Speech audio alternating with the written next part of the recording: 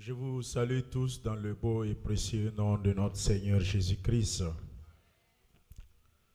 Le Seigneur nous a encore bénis, il nous a encore fait du bien. Et aujourd'hui, nous sommes en bonne santé. Aujourd'hui, je vais évacuer sur la requête des uns et des autres toutes les questions de dimanche passé. Le Seigneur nous a fait du bien, il nous a bénis, il nous a graciés, il nous a visités chacun de façon exceptionnelle, de façon particulière, à sa maison, dans son lieu de travail, dans toutes ses activités. Et aujourd'hui, c'est un jour spécial dédié à l'Éternel, dans dimanche. Et nous nous retrouvons ensemble pour louer le nom de l'Éternel et le rendre un culte digne de son nom. Merci beaucoup à vous tous d'avoir fait le déplacement dans la maison de Dieu afin que ensemble nous puissions le bénir, afin qu'ensemble nous puissions le célébrer. Merci à tout un chacun. Je bénis le nom de l'Éternel pour la vie des anciens, des responsables, des diacres de l'Église, qui chacun s'évertue de sa manière, tous les fidèles de sa manière, afin que le service de Dieu, l'œuvre de Dieu que nous faisons ici, soit pour la gloire de son nom. Amen. Gloire à Dieu.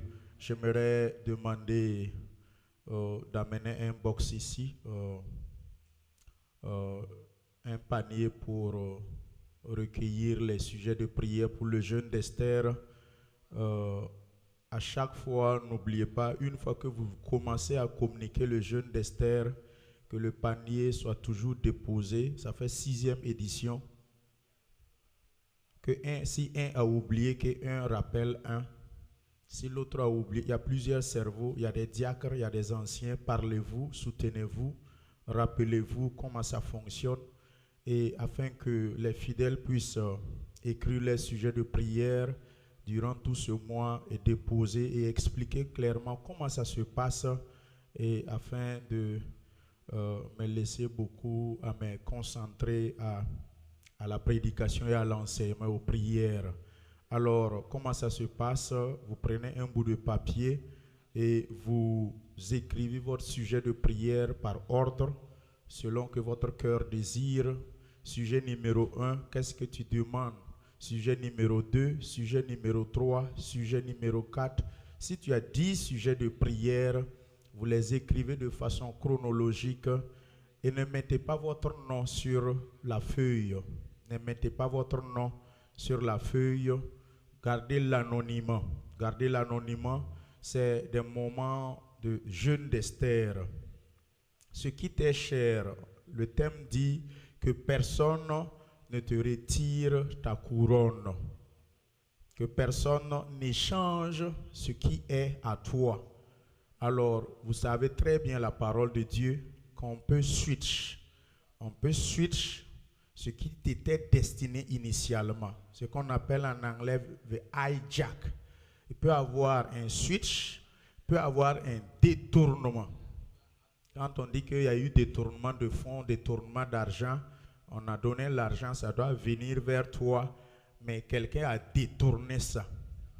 Alors, c'était destiné à toi. Vous savez très bien que quand Joseph a amené ses 2 enfants, Eliakim et Manassé, pour que le papa Jacob bénisse volontairement, Joseph avait voulu que son bien-aimé, le grand frère, soit à la droite de son papa et que le petit frère à la gauche de son papa, il impose comme ça. Mais quand Joseph a positionné ainsi, la parole de Dieu nous dit que Jacob a switché ses mains. Il a croisé ses mains comme ça pour bénir. Il y a une couronne qui est toi et qui est à toi, qui est destinée à toi. Il y a un don qui est destiné à toi. Il y a une bénédiction qui est propre à toi. Ça t'appartient, ça t'est destiné. Mais dû à toi aussi tes comportements, dû à toi aussi à tes malveillances ou malversations ou mauvais comportements, ou je sais ce que tu peux faire, tu peux perdre cette couronne-là. Ce privilège-là, tu peux le perdre. cette faveur divine-là, tu peux la perdre. La parole de Dieu nous dit qu'à tous ceux qui vaincront, le Seigneur fera d'eux des colonnes dans la maison de Dieu. Le Seigneur fera d'eux des piliers. Alors, tu peux commencer la course et puis ne pas arriver. Ce n'est pas obligé que tu arrives. Tu peux tomber en cours de route. Alors qu'il y a un trophée, il y a une couronne qui t'attend à la ligne d'arrivée. Et il y en a beaucoup que le Seigneur a déposé des grâces et des faveurs, des dons et tout ça dans leur vie.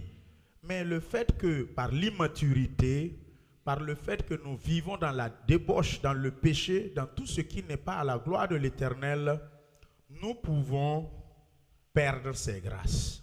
Et Matthieu nous dit, faites attention que nul ne vous prive de la grâce de Dieu. Donc Satan aussi est là pour que ta couronne te soit ôtée. Maintenant, c'est à toi de te battre, que nul, même pas ton mari. Est-ce que tu sais que par moment ton mari même peut te ôter ta couronne? Est-ce que tu sais que ta propre femme même que tu as épousée, vous dormez sur le même lit là, est-ce qu'elle peut ôter ta couronne? Écoutez bien, hein?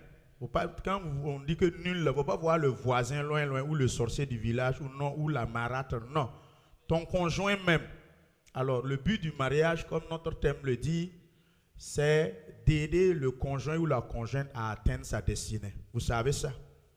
Le niveau le plus élevé du mariage, c'est que je puisse aider mon conjoint ou ma conjointe d'atteindre sa destinée. Et le niveau le plus bas du mariage, c'est l'activité sexuelle. Point barre, ça ne dépasse pas ça. Alors, frères et sœurs, que nul ne vous dépossède de votre couronne. Ton don, tes talents, tout ce que Dieu t'a donné, fais attention. Tu peux perdre ça. Prends ça comme un acquis et tu vis au hasard là. Tu peux perdre ça. Ta position au service là. Si tu ne prends pas garde là, tu peux perdre ton poste au service. Tes skills, tes potentiels, tes valeurs. Vous savez que les valeurs là, on peut perdre ça, non? Les valeurs éducationnelles, les valeurs culturelles, les valeurs sociales. C'est pour cela qu'on parle de déracinement. Tu peux être déraciné, surtout la plupart qui sont assis aux États-Unis. Ils ont perdu leurs valeurs. Ils ont été déculturés, déracinés. Ça veut dire qu'ils ne savent même plus d'où ils viennent. Au présent actuel, il ne sait même pas s'il est un âne, ou bien s'il est un mouton, ou bien s'il est un être humain. N'en parlons pas, il ne sait même pas là où il va. Donc tout ça là, ça fait partie de notre thème. Que personne ne vous retire vos valeurs intrinsèques qui sont propres à vous, votre intégrité, votre loyauté. Vous savez que tu étais loyal au départ, c'est ça. Mais au fur et à mesure, tu es devenu déloyal. Au départ, tu étais fidèle.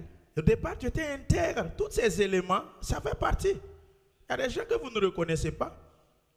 Au fur et à mesure que vous avancez ensemble, tu ne le reconnais plus. Hein? Il n'est plus sociable. Il a perdu son premier amour. Et on ne peut même plus compter sur lui parce qu'il s'est laissé pervertir par le siècle présent et tout ce qui se fait actuellement. Vous ne vous voyez pas dedans? Alors, il y en a qui ne savent même plus ce que c'est qu'envers leurs enfants, la responsabilité parentale. Ils ont perdu ça. Ils ne savent plus ce que c'est que la douleur de l'enfantement. Ils ont perdu ça. Alors, et ils sont assis, ils sont devenus vides, ils n'ont plus de substance et d'essence. L'essentiel de la vie, ils l'ont perdu. Alléluia. Et tous ceux qui sont à l'intérieur, au niveau de l'écodime, quand arrivera à leurs questions, il faut les interpeller pour qu'ils viennent s'asseoir, écouter leurs réponses et repartir au niveau de l'écodime. J'aimerais qu'on relise la parole de Dieu. Alors, ce panier, c'est pour que d'ici le temps de jeûne d'Esther, quel que soit le sujet de prière que tu as, écrivez. Venez déposer, ne mettez pas votre nom, déposez seulement. Et nous allons prendre 3 jours de jeûne d'Esther et nous allons prier. Et ce panier serait là déposé jusqu'au moment de jeûne d'Esther. Ça peut être dimanche prochain, dimanche sur prochain, mais ce qui est sûr, tu as tout le temps pour écrire ton sujet de prière et déposer. Et le jeûne d'Esther m'a fait beaucoup de bien. Durant ces 5 éditions précédentes, la plupart de mes sujets têtus ont été exaucés par ces moments de jeûne d'Esther. En tout cas, je peux témoigner de la plupart de mes sujets de prière que j'ai mis et j'ai déposé ici. Sur 10 requêtes, j'ai 7 qui sont exaucées. Sur 10 requêtes, j'ai 8 qui sont exaucées. Mon taux d'exaucement, en tout cas, ça dépasse les 5%. Ça va à 7, ça va à 8. Alors, si vous mettez vos sujets de prière au nombre de 10, et sur 10 sujets de prière, tu n'as que 2 qui ont été exaucés et il y a 8 qui n'ont pas encore été exaucés, revoyez vos vies. Revoyez vos vies parce qu'il y a quelque chose qui ne va pas. Tu dois en principe, sur 10 sujets de prière, avoir au moins la moyenne. Au moins la moyenne. Si ton taux d'exaucement n'est que 1 ou 2 sur 10, si tu n'es pas fort, ta foi risque de défaillir. Ta foi risque de tomber. Puisque c'est dans les exaucements que nous sommes aussi encouragés. C'est dans les exaucements de nos sujets de prière où nous sommes boostés. Quand tu pries pour un sujet pendant 5 ans, 10 ans, ça ne s'exauce pas. Si tu n'es pas fort dans la foi, tu ne vas plus prier. Tu abandonnes, tu relâches.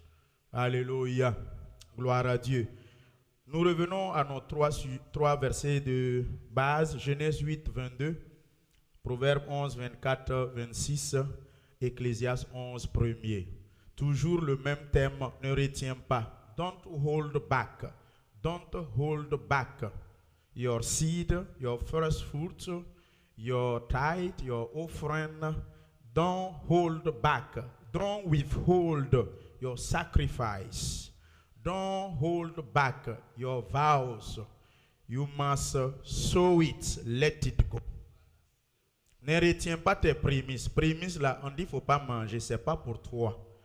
Ne retiens pas les dîmes. Dîmes là, on dit qu'il ne faut pas manger. C'est une portion consacrée, ce n'est pas pour toi. Les offrandes, donne comme tu as résolu dans ton cœur, ce n'est pas pour toi. Il faut laisser partir. Tout ce qui est promesse, tout ce qui est vœu, tout ce qui est engagement, les dons, il ne faut pas retenir. Ce qui n'est pas à toi, ne mange pas. Si tu veux, tu forces et tu manges, il y a des conséquences prévues. La pauvreté, claire et nette. Tu es là, les autres avancent. Toi, tu n'avances pas. Pourquoi tu manges la semence? On ne mange pas semence. Paysan sait que semence, là, on sème semence. Maintenant, si toi, tu es assis, tu es techniquement intelligent, plus éveillé et plus logique que ce que le Seigneur, ton Créateur, t'a dit. Haya, mange tes semences. Semences que tu dois s'aimer là, il faut aller manger. Maintenant, il ne faut pas après venir dire, il faut prier pour moi. Parce que je vous ai dit lors du message, je ne peux pas prier pour changer une loi spirituelle. On n'a qu'à s'entendre là-dessus. Je ne peux pas prier pour que tu deviennes riche. Pour devenir riche, il faut donner et tu recevras. Pour devenir riche, il faut s'aimer et tu vas moissonner. Pour devenir riche, il faut donner les prémices. Il faut payer les dîmes. Il faut donner les offrandes. Les engagements et les vœux que tu as fait à Dieu, il faut remplir ça. Il faut accomplir tes vœux, tes promesses, tes engagements avec Dieu. Maintenant, si tu penses que tu es plus intellectuel que la Bible, mange tes dîmes, mange tes semences, mange tes offrandes. Il faut tout manger. Voilà, il faut tout manger. Bon appétit même. Lisons la parole de Dieu. Genèse 8, 22. Proverbe 11, 24, 26. Et Ecclésiaste 11, 1er. Lisez la parole de Dieu. Genèse 8, 22. Tant que la terre subsistera, les semailles et la moisson, le froid et la chaleur. Réglez le micro de celle-ci là. Ceux qui tiennent ici, leur micro, leur volume doit être très bon, très bien réglé. Tant que la terre subsistera, les semailles et la moisson, le froid et la chaleur, l'été et l'hiver, le jour et la nuit ne cesseront point. Amen. Proverbe 11, 24 à 26. Proverbe 11, 24 à 26. Tel qui donne libéralement devient plus riche, et tel qui épargne à l'excès ne fait que s'appauvrir. Verset 25. L'âme bienfaisante sera rassasiée, et celui qui arrose sera lui-même arrosé. Verset 26. Celui qui retient le blé est maudit du peuple, mais la bénédiction est sur la tête de celui qui le vend. Amen. Amen. Ecclésiaste 11, premier. Ecclésiaste 11, premier. Jette ton pain sur la face des eaux, car avec le temps, tu le retrouveras. Amen. Seigneur, c'est le moment d'enseignement. Série questions-réponses. Je te prie de m'inspirer de façon exceptionnelle, que ma logique disparaisse, que mes connaissances livresques disparaissent et que ton Saint-Esprit croisse en moi. Seigneur, que je diminue et que ton Esprit Saint prenne le dessus. Je te prie que ces moments soient ponctués d'échanges fructueux, du donner et du recevoir, afin que, Père, l'enseignement de façon pédagogique, universelle, tant dans le monde que dans l'Église, nous fait sortir de l'ignorance vers la connaissance. Car tu dis que le peuple est détruit par manque de connaissance, par ignorance. Jésus-Christ, que l'enseignement, Père, sur les dîmes, les offrandes, les sacrifices, Seigneur Jésus-Christ, les vœux, les engagements, toutes ces choses que tu nous as données, Père éternel, puissent amener une sœur ou un frère de l'obscurantisme à la lumière de l'éternel, à la lumière de la parole. Car tu as dit dans Genèse 1, 2, que la lumière soit. Seigneur, je te prie qu'il en soit ainsi, l'éclaircissement, Seigneur, et que, Père éternel, la révélation soit donnée à ton peuple, à ton Église. Au nom précieux de Jésus-Christ, j'ai prié. Amen. Gloire à Dieu. Acclamons pour la parole que nous venons de lire en l'honorant. Alléluia. Alors, de façon ramassée, très vite, j'aimerais la technique, prenez ce micro quand c'est l'heure des prêches. Laissez ces choses-là, à moins que je me déplace. Donc, ne zigzaguez pas à votre guise. Suivez l'enseignement et la formation qu'on vous a donnée. Alors, frères et sœurs, j'aimerais encore vous rappeler, j'aimerais encore vous interpeller. L'ennemi a subtilement, nous les chrétiens, vous qui êtes assis, plus moi ajouté, l'ennemi a subtilement détourné, subtilement nous a compromis d'une manière qu'on ne peut pas expliquer. L'ennemi, par sa ruse, a fait que nous, les chrétiens, nous avons attrapé la personne de Jésus. Je répète, la meilleure manière de nous garder dans la pauvreté, l'ennemi, il est très rusé, il est très dangereux. Ça veut dire que Romains 19, 10 a dit que si tu confesses Jésus-Christ de ta bouche, venant de ton cœur, là, qu'il est le Fils de Dieu, tu parviendras au salut, à la vie éternelle. Ça, c'est clair et connu de tous. C'est ça?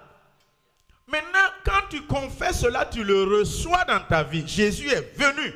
Tu as son identité, la dimension Christ, là, tu le reçois. Maintenant, ce Jésus, quand il vient chez toi, il vient avec sa parole. Il vient avec un message. Il ne vient pas seulement avec son nom. Son nom transporte beaucoup de choses. Donc, l'ennemi subtilement a fait que nous, l'Église, nous avons attrapé la personne de Jésus. Le nom de Jésus, nous, on a ça. Les fruits du Saint-Esprit, l'amour, paix, joie, patience, nous, on a ça. C'est-à-dire, quand on dit de pardonner, nous, on pardonne. Quand on dit d'aimer, là, nous, on aime. C'est-à-dire, quand on dit, je ne sais pas, il faut te confesser, il faut te repentir, nous, on est prêts à mener une vie consacrée, à mener une vie de sanctification. Nous, on est prêts à faire toutes ces choses-là. Mais, quand il vient aux questions des lois spirituelles, que nous venons de lire dans la parole de Dieu, ça c'est le message de Jésus. Les chrétiens ont rejeté le message. On a refusé l'essence du message. Ce qu'ils doivent faire notre vie abondante de Jean 10, 10. L'ennemi vient pour voler, égorger, détruire, tuer et tout ça. Maintenant Jésus vient pour nous donner la vie et la vie en abondance. Cette vie en abondance, nous ne pouvons pas l'avoir en occultant ou en refusant ou en rejetant les lois spirituelles. Il y a des lois spirituelles qui sont édictées dès Genèse. Genèse 1, création. Genèse 2, formation. Genèse 3, la chute de l'homme. Genèse 4, l'assassinat de Caïn et Abel. Genèse 5, jusqu'à Genèse 8, il nous donne une loi spirituelle.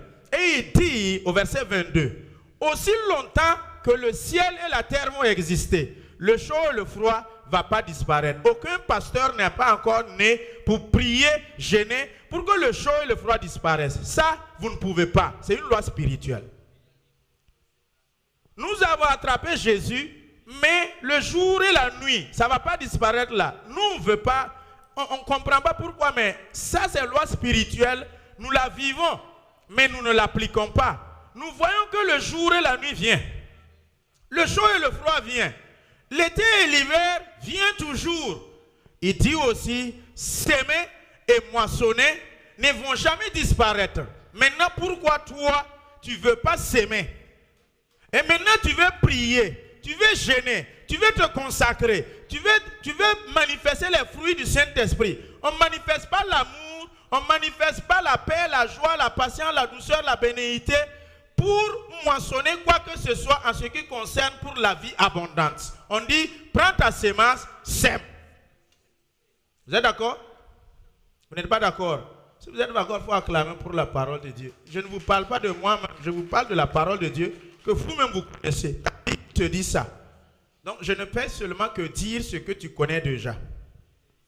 Alléluia. Alors, nous voulons tous la bénédiction. Mais ce n'est pas normal qu'un chrétien sanctifié, un chrétien qui a l'amour, la patience, la foi, consacré, tout le temps il est à l'église. Tu es où? Je suis sur la montagne, je jeûne. Tu es où? Je suis à l'église. Tu vas où? Je pars à l'église. Tu viens d'où? Je viens de l'église. Mais lui là, quand vous le voyez, il est pauvre comme un rat d'église. C'est anormal. Et je refuse ça. C'est pas bon et c'est même pas normal de conseiller au mépris, plutôt de jeûner au mépris de la parole de Dieu. C'est pas normal. Il y a quelque chose qui ne va pas. Il y a des lois spirituelles. Tel donne libéralement et il s'enrichit. Proverbe 11, 24. Vous avez entendu, celui qui donne libéralement, celui qui donne à cœur joie, il s'enrichit. Donc pour être riche, il ne faut pas venir dire, pasteur, prie pour moi pour que je devienne riche. C'est faux. Je ne vais même pas prier. Ce n'est même pas la peine de prendre rendez-vous, venir, pasteur, prie pour moi pour que je devienne riche. Aucun pasteur ne peut prier pour toi pour que tu deviennes riche. Si tu veux être riche, matériellement, financièrement, il faut apprendre à let it go. Il faut donner, il faut s'aimer. C'est des lois spirituelles, c'est des principes. Le sorcier applique ça et il est riche. Le païen applique ça et il est riche. Le païen, quand il donne, il va devenir riche. Le sorcier, quand il donne, il va devenir riche. Même le pasteur qui dort sur le pupitre, toi-même tu viens, tu dors sur le pupitre toutes les nuits. Si tu ne donnes pas et tu retiens le blé là, de un, le peuple va te maudire malgré que tu es sur le pupitre. Ensuite, de deux, tu vas être pauvre. L'âme bienfaisante là, il se bénit lui-même. L'âme bienfaisante fait du bien au peuple. Mais si tu es consacré, groupe musical, c'est vous qui chantez, les anges descendent, l'onction de Dieu descend. Mais tu ne veux pas appliquer les lois spirituelles. Tu as l'onction. L'onction ne donne pas l'argent. Hein? Non. L'onction ne donne pas richesse. Non. On te dit, il faut s'aimer, il faut donner. Laisse partir. Jette ton pain à la surface des eaux. Apprends à dire, prends. Apprends à dire, je sème. Apprends à dire, prémisse là, ce n'est pas pour moi. Je laisse partir. Mais toi, tu veux manger ici, ici, le côté ici, et le côté ici. La main a 4 faces. Toutes les 4 faces là, tu manges. Tu lâches ici, tu lèches ici, tu lèches ici et tu lèches. Tous les 4 faces de la main, c'est toi, c'est pour toi et pour toi et pour toi et ta femme et tes enfants. Toi comme ça là, ce n'est qu'une question de temps. Tu t'appauvris, tu deviens pauvre au fur et à mesure. À ta mort là, ta descendance, il faut qu'eux-mêmes ils se battent pour devenir eux-mêmes riches. Parce que leur père a été inutile. Tu ne laisses rien à tes enfants. Ou tout ce que tu gagnes en mangeant comme ça, à ta mort, ça disparaîtra avec toi. Vous n'avez pas vu des gens qui sont riches, dès qu'ils sont décédés là. Si ça a trop duré, c'est 5 ans. Si ça a trop duré, c'est 10 ans. Leur richesse là, leur bien là, tout est parti avec eux. Et leurs enfants recommencent à zéro pour chercher pour eux. C'est ça? La vraie bénédiction de l'Éternel n'est suivie d'aucun chagrin. C'est ça? Pour savoir que tu es béni, comment tu fais pour savoir que tu es béni? C'est dans la parole de Dieu, Genèse 22. Qui sait comment savoir qu'on est béni? Qui sait? Si tu réponds bien, tu as $20. Comment tu sais que tu es béni? Quand on dit non, le Seigneur m'a béni, oh il m'a béni, c'est à quel moment que tu peux dire que tu es béni? Répondez-moi. Distribuez les micros dans la salle. C'est le moment, je vais commencer les questions.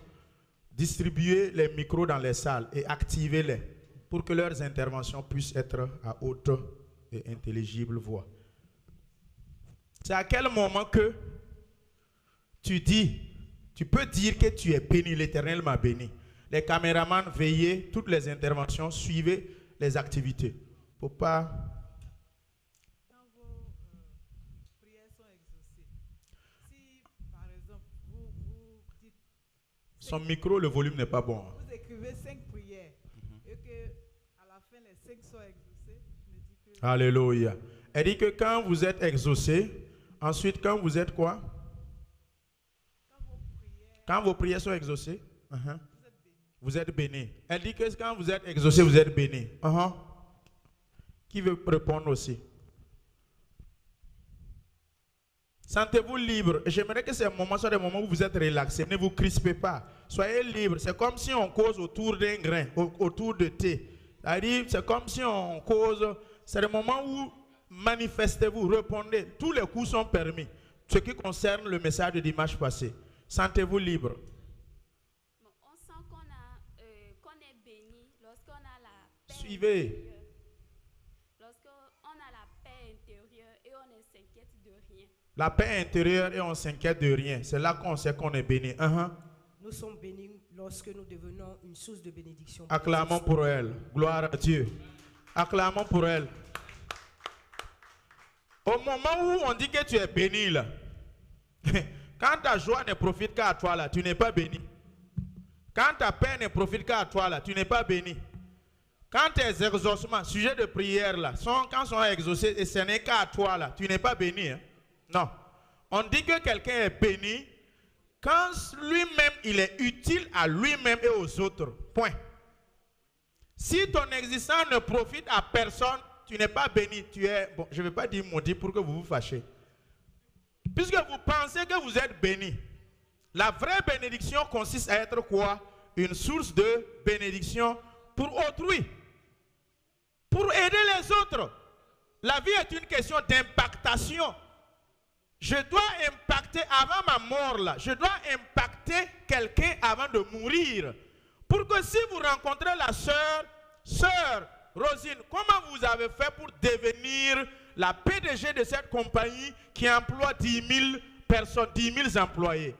Il faut que la sœur Rosine dise, à mes débuts, ce n'était pas facile, mais grâce au frère Kossi, je dois tout au frère Kossi. C'est le frère Kossi qui était la source pour que je devienne ce que je suis. Si dans la vie, là, quelqu'un n'a pas pu encore donner ce témoignage sur toi, mon ami, tu n'es pas encore béni.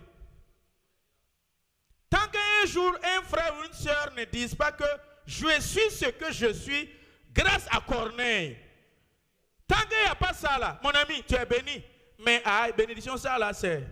Bon, moi, je n'appelle même pas ça une bénédiction. La Bible dit, tu seras le père d'une multitude. Je serai l'ennemi de tes ennemis. Écoutez bien la vraie bénédiction.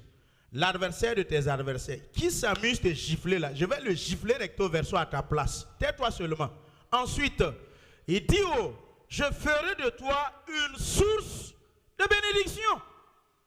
Je vous ai donné la référence biblique Genèse 22. Qui a déjà été une source de bénédiction pour quelqu'un? L'église et les chrétiens, c'est une association d'avares, de pingres réunis. Ils ne peuvent même pas payer une parcelle pour construire une église. Pendant ce temps, quand on dit les païens, quand ils ont besoin de réalisation, mon ami, quand on fait l'appel d'offres, rapidement, on ne sait pas, mais les gens quand vous lisez Acte 10, Corneille dans la Bible, ce n'était pas un chrétien. Non. Il faisait l'aumône. Pourquoi vous savez pourquoi nous n'est pas riches? On est avare, on est pingre. Les vrais riches se trouvent au niveau des musulmans. Là-bas, c'est la religion. Au niveau des juifs, là-bas, c'est la religion. Mais nous qui n'avons pas la religion, nous avons le christianisme. Nous refusons de faire l'aumône. Nous refusons de donner. Au Bada, à Dubaï, à Abu Dhabi, et vous regardez toutes ces personnes-là, mon ami, c'est les lois spirituelles qu'ils appliquent. S'aimer, donner. Donner l'aumône, laissez partir. On a développé un système intelligent et logique, et non, on ne veut rien laisser partir. Donc, celui qui veut devenir riche là, suivez bien. Un commerçant chrétien, écoutez-moi bien, hein. Peut-être même il est pasteur, il a un magasin, ou bien il a une boutique, il est le diacre principal de l'église, et c'est un commerçant. Au grand marché du pays, où une diaconesse, elle fait venir les conteneurs. Et un dimanche, vers 7 heures, elle est prête pour venir à l'église, et un coup de fil vient ou un message. Pour une commande de marchandises à hauteur de 50 millions. C'est sûr, moi, chrétien là, vous comme ça là, commande est venue dimanche à 7 heures, quand tu es prêt pour démarrer à aller à l'église là. Toi comme ça là, je parie à 99,99%, toi comme ça là, tu vas prendre la commande. Ça doit être livré tout de suite, aujourd'hui même, on est prêt pour venir, avec 10 remorques pour que tu charges. Ça fait 50 millions. Ce jour-là, tu vas fermer l'église. C'est ça? Tu vas fermer l'église, tu ne vas pas aller à l'église, tu vas laisser pour aller prendre les 50 millions, c'est ça? Les chrétiens, c'est ce qu'ils vont faire. Nous, comme ça, là, c'est ce qu'on va faire. Et puis même, il va lever les mots, oh, le Seigneur, tu m'as béni. Mais prenez un bon musulman. Allez-y à Dubaï. Quand il est l'heure de leur prière, et elle a mis son tapis comme ça, elle ferme la porte de sa boutique. Il y a grillage là. Première fois, nos mamans nous ont envoyé à la boutique. On arrive à trouver que le boutiquier prie. C'est un musulman. Tant que tu faut arrêter, tant qu'il ne finit pas de prier, il n'ouvre pas la porte. Il n'ouvre pas la porte. Il ne va pas recevoir ton argent. Et ce grand commerçant, il va te dire, non, c'est 50 millions là. Si tu ne peux pas attendre que je finisse de prier mon Dieu, il faut partir ailleurs. C'est que Dieu n'avait pas prévu que ces 50 millions, c'est pour moi. Vous pouvez faire ça. Chrétiens, église, évangélique, grand E là. Ceux qui sont là, oh, alléluia, Saint-Esprit. Toi, tu peux faire ça. Donc, c'est pour cela qu'on est pauvre. On n'a pas l'argent. Si c'est le Saint-Esprit, on a ça. C'est-à-dire, si on dessert tout de suite là, on a la vie éternelle. On va aller au paradis direct. Mais pour le moment là, tu es pauvre, tu n'as pas l'argent. Loyer du mois là, tu ne peux même pas payer. Tu quêtes pour compléter, payer. Tu te débrouilles, tu vivotes. Tout ça, c'est parce que nous ne voulons pas obéir aux lois spirituelles. Alors, je suis prêt. J'ai introduit. Je suis prêt maintenant à commencer à recevoir vos questions. Alors, si on pose une question et que l'auteur de la question est là, peut automatiquement prendre le micro ou aider afin qu'on puisse avoir l'esprit de la question. Oui, allez-y. Venez, la modératrice, venez vous arrêter ici. Venez vous arrêter ici et diriger ces moments-là.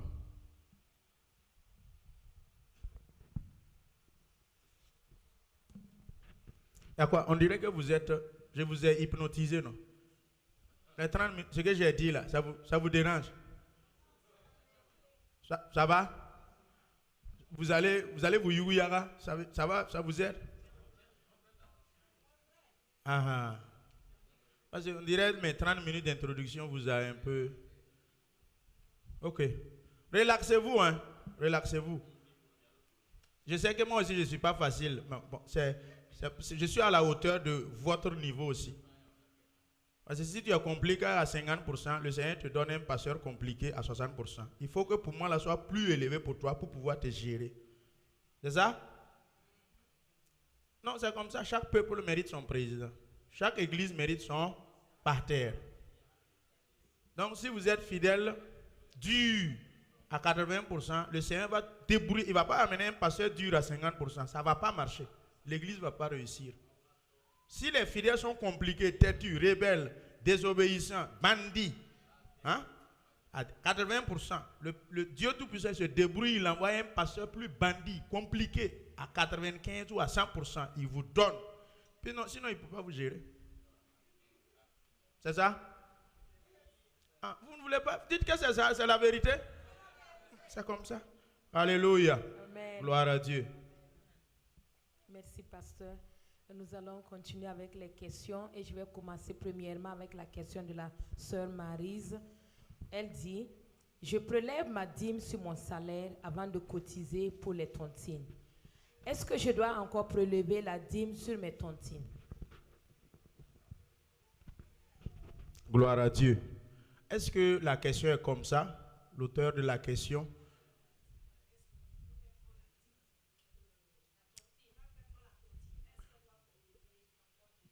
Vous avez des micros? Est-ce que l'assemblée a des micros? Église, je ne comprends pas. Vous avez près de 8 à 10 micros baladeurs. Si ça ne marche pas, je vous ai parlé, vous savez comment il faut faire selon les fréquences. Puisque les fréquences se muent. Et quand vous venez trouver qu'il y a 2-3 micros qui ne fonctionnent pas, c'est comme une radio. Il faut capter la fréquence du micro et la fréquence du poste là. Doivent être ensemble.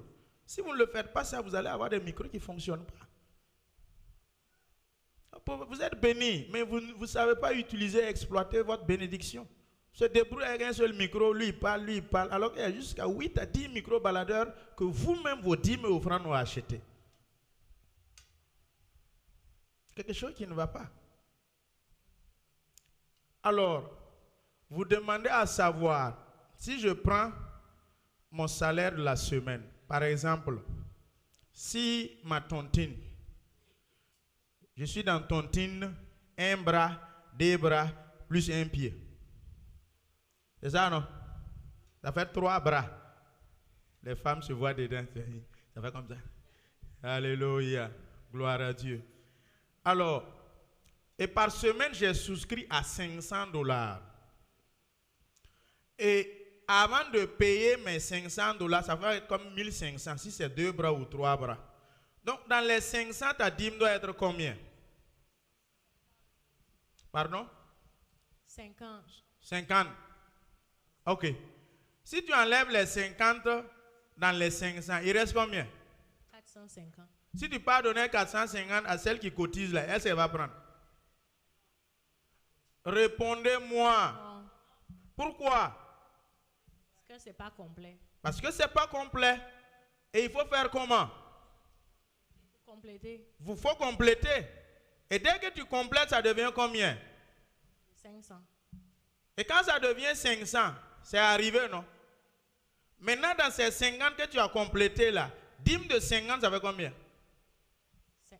$5. C'est ça? Donc, prends $5, ajoute à tes 50 que tu avais privé, tu l'avais prélevé, ça fait $55. Comme ça, tu as bien payé la dîme. Combien vous êtes embrouillé? Oui, je suis embrouillé. Vous n'avez pas compris? Non. Non, pasteur, je peux répéter encore ma question, s'il vous plaît? J'avais compris, pour qu'on ne perde pas le temps. Je dis, si c'est 500 que tu donnes chaque semaine, la dîme de 500, ça fait combien? Ça fait $50. Quand tu enlèves $50 sur les 500, il reste combien? 450. 450. Celle qui collecte là ne va pas prendre ça, c'est ça? Donc il faut que vous preniez 50 autres pour compléter. C'est 50, hein?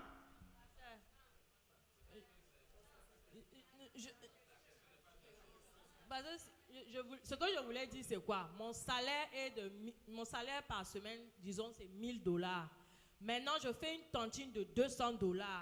Maintenant, avant quand je prends mon salaire de $1000, j'enlève d'abord mes $100 de dîmes. Je mets de côté déjà, je donne à l'église. Maintenant, dans les $900 qui me restent, j'enlève les 200 pour donner ma tontine.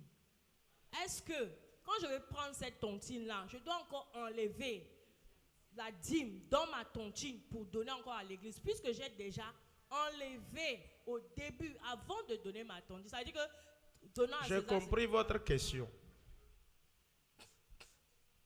J'ai bien compris votre question. Je répète, hein. Quand vous enlevez le montant, je reviens à mon exemple. Parce que les cas peuvent varier. Votre tontine est à 200.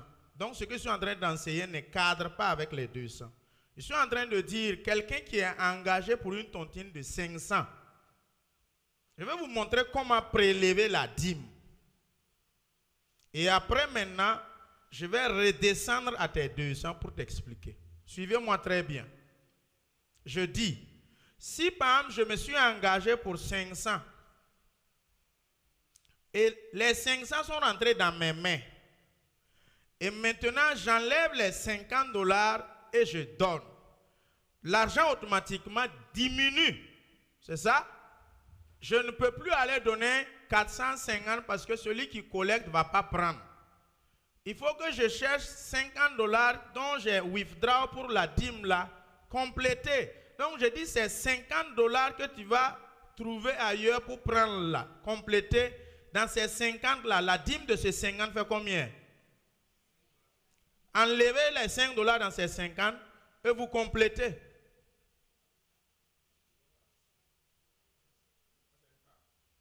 Ça c'est un autre cas. Pour que vous puissiez être réellement dans la façon de bien prélever la dîme.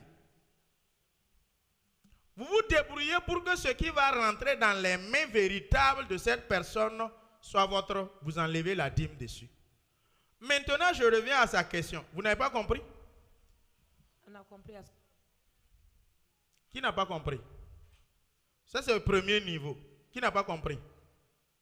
Oui, amenez le micro rapidement.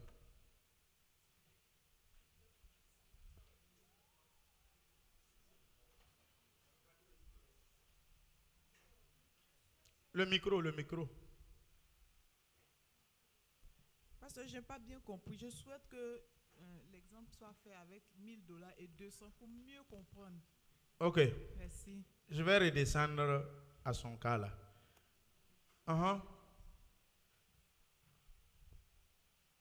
Baladez vite le micro. Et alors, alléluia. Moi aussi, je n'ai pas bien compris parce que si, par exemple, je gagne $500 par mois, donc dans les $500 là, je dois prélever ma dîme de $50. Donc quand je prélève ça et je donne ma dîme, donc ce qui me reste à manger maintenant, c'est $450. Et dans ces $450, je vais faire tontine. Parce que tontine, ce n'est pas quelque chose qui va te rapporter un gain après. Il n'y a pas d'intérêt. C'est ton argent que tu vas encore prendre après. Donc, ce qui veut dire que quand j'ai prélevé ma dîme et ce qui me reste à manger, c'est ça que je fais pour épargner, collecter après. Il n'y aura pas d'intérêt. Ce n'est pas un revenu pour moi. Donc, moi, je n'ai pas compris ça. Ok. Suivant. Oui, pasteur, moi j'ai compris par rapport à votre exemple, c'est que quelqu'un qui a un revenu hebdomadaire de $500 et qui s'engage à verser les tontines de $500. Dans les $500, elle doit verser les dîmes de $50. Donc les $500 moins $50, il va rester $450. Alors qu'il s'est engagé à verser la tontine de $500. Donc, il va manquer $50.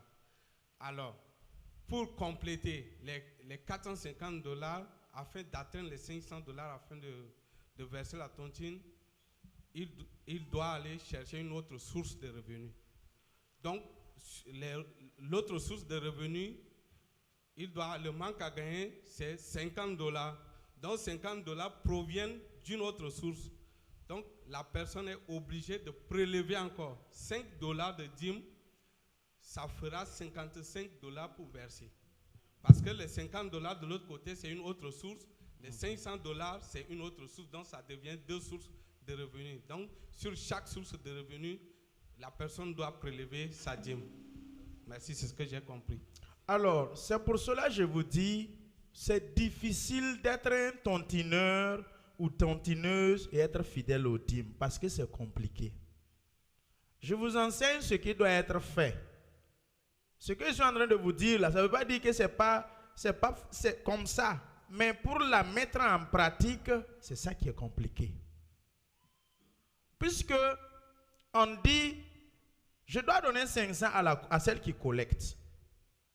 J'enlève ma dîme, le montant n'atteint plus. Puisque quand tu parles à donner, elle ne va pas récupérer ça. Il y a 50 dollars qui manquent. Et il faut forcément que tu donnes. Et comme on parle de dîme, je continue la fin de mon idée. Dans les 50 dollars, quand tu vas prélever 5 dollars, ça va devenir encore 45 dollars. C'est ça? Donc quand tu vas avoir, ça va être 495 toujours. Il va manquer 5 dollars. Mais comme on parle de dîme, 5 dollars n'a pas de dîme. Donc 5 dollars là encore, tu complètes ça pour que ce soit les 500 et tu donnes là-bas. C'est la Bible là que vous voulez que je vous enseigne la Bible. Je ne vous enseigne pas autre chose. Puisqu'on a dit un dixième, 5 n'a pas un dixième, on ne prend pas un dixième dans les 5 dollars. C'est quand c'est à partir de 10 qu'on dit qu'il faut donner 1. Donc si tu as 10 dollars, 1 dollar là, c'est la dîme. Il te reste 9 dollars. Je m'engage pour une tontine de 500, j'enlève 50, il va manquer 50. Je trouve 50 autres pour compléter pour que ça fasse 500. Les 50 autres là, puisque ça dépasse les 1 dixième. Donc 1 dixième de 50, ça fait 5 dollars. Si tu enlèves encore, il va devenir 45 dollars. 495, celle qui collecte va dire on ne prend pas. Il manque 5 dollars. Donc il n'y a pas 1 dixième de 5 dollars. Tu trouves 5 dollars, tu bouches le trou, tu donnes. C'est là que tu as bien payé ta dîme. Ça c'est la première dimension que j'ai vue de sa question. Maintenant, je vais répondre à sa deuxième dimension. La question à 2 facettes, deuxième dimension. Mon salaire, c'est 1000 dollars. Je me suis engagé pour une tontine de 200. Et maintenant, quand je prends 1000 dollars, ma dîme, c'est 100 dollars. Donc, j'ai jusqu'à encore 900 dollars. Et 200 dollars peut sortir dans les 900. C'est comme ça, non? Donc, ça sort et puis ça ne va pas quelque part. Ça sort et puis ça ne va pas quelque part. C'est quand maintenant ton engagement là c'est 1000 dollars et tu as 1000 dollars. Tu enlèves les 100 dollars, il devient 900. Je vous enseigne comment payer la dîme de ça. C'est compris? Bon, on dirait à quelqu'un qui n'a pas compris. Moi, la première intervention, pasteur, je ne peux pas comprendre comment quelqu'un peut gagner 500 dollars. Il a des factures à payer et puis il va s'engager à payer 500 dollars. C'est une folie au fait. Attendez, attendez très bien. J'ai dit, hein, celui qui s'engage à payer 500 dollars par semaine. Attendez, moi je parle de la tontine, je ne parle pas du salaire. Elle m'a dit c'est son salaire 1000 dollars. Moi je parle d'une tontine de 500 dollars. J'ai parlé ici en disant la plupart des tontineuses et des tontineurs, un bras, 2 bras plus un pied, c'est des voleurs de dîmes. Point. Lors de mon enseignement. Attrapez-moi dans mes messages et dans ce que j'ai dit. Et je vous répondrai dans ce que j'ai dit. Vous comprenez? Donc j'ai pris la dimension de tontine et je suis revenu dans la dimension de salaire. C'est ça, non? Donc celui qui s'est engagé pour payer 500 dollars par semaine, ça veut dire que cette personne gagne 500 dollars plus que 500 dollars, sinon il ne va pas s'engager. C'est ça, il dit la plupart c'est des voleurs et des voleuses de dîmes. Il y en a qui font tontine 300 dollars par semaine, 400 dollars par semaine, 500 dollars par semaine, 250 dollars par semaine. Tu penses que si tu ne gagnes pas au-delà de ça, tu peux t'engager pour 250? Vous pensez, vous êtes plus malin que la Bible. J'ai fait 7 ans à l'école biblique. Hein. Vous ne pouvez pas m'embrouiller. C'est moi qui vais vous enseigner la parole de Dieu. Je me suis assis sur mes fesses là, 7 ans. Pour pouvoir enseigner la parole. Il y a une question. Salaire, c'est différent de ce que je me suis engagé, souscrit. J'ai souscrit. Et le salaire est différent. Gloire à Dieu. Alléluia. Donc, je crois que, merci pasteur pour votre intervention. Ce que moi je voulais ajouter ici, que dans le premier cas de figure que vous avez mentionné, ça semble irréaliste. Parce que vous ne pouvez pas être dans une tontine avec un revenu de $500 et vous voulez mettre tout dans la tontine. Comment vous allez vivre? Ce n'est pas possible. Le deuxième cas, vous avez un revenu, vous vous engagez à faire la tontine. L'idée principale de la tontine, vous ne recevez rien. Ce que vous allez recevoir à votre tour, c'est votre propre argent. Mais il se trouve que vous avez déjà payé la dîme de ce montant-là. Quand votre tour arrive, vous récupérez votre argent. Ce n'est pas du commerce que vous faites. Les gens ne me comprennent toujours pas. C'est ça. Est-ce que vous me comprenez? Parce que quand il a intervenu, je vois 3 différentes choses. Alors j'ai parlé de 2 différentes choses. C'est 2 différentes choses. Donc j'ai dit, oui, les $500, ce n'est pas celui qui a un revenu de $500 qui s'engage pour un tontine de $500. Je dis, si quelqu'un souscrit pour payer chaque semaine $500, voici comment il doit payer sa dîme. Quand lui il a parlé qu'il a il doit trouver une autre source de revenu de 50 là. Ce monsieur ou cette bonne dame a certainement plus dans son salaire mensuel ou dans son revenu mensuel que $500. C'est pour cela qu'il a souscrit pour 500 par semaine. C'est ça. Puisque si je n'ai pas plus que $500, je ne peux pas souscrire. Je pète en fonction de la capacité de mes fesses. Donc si mes fesses, je ne peux pas péter, boum, bon, je dois péter, fou. Donc tu pètes fou.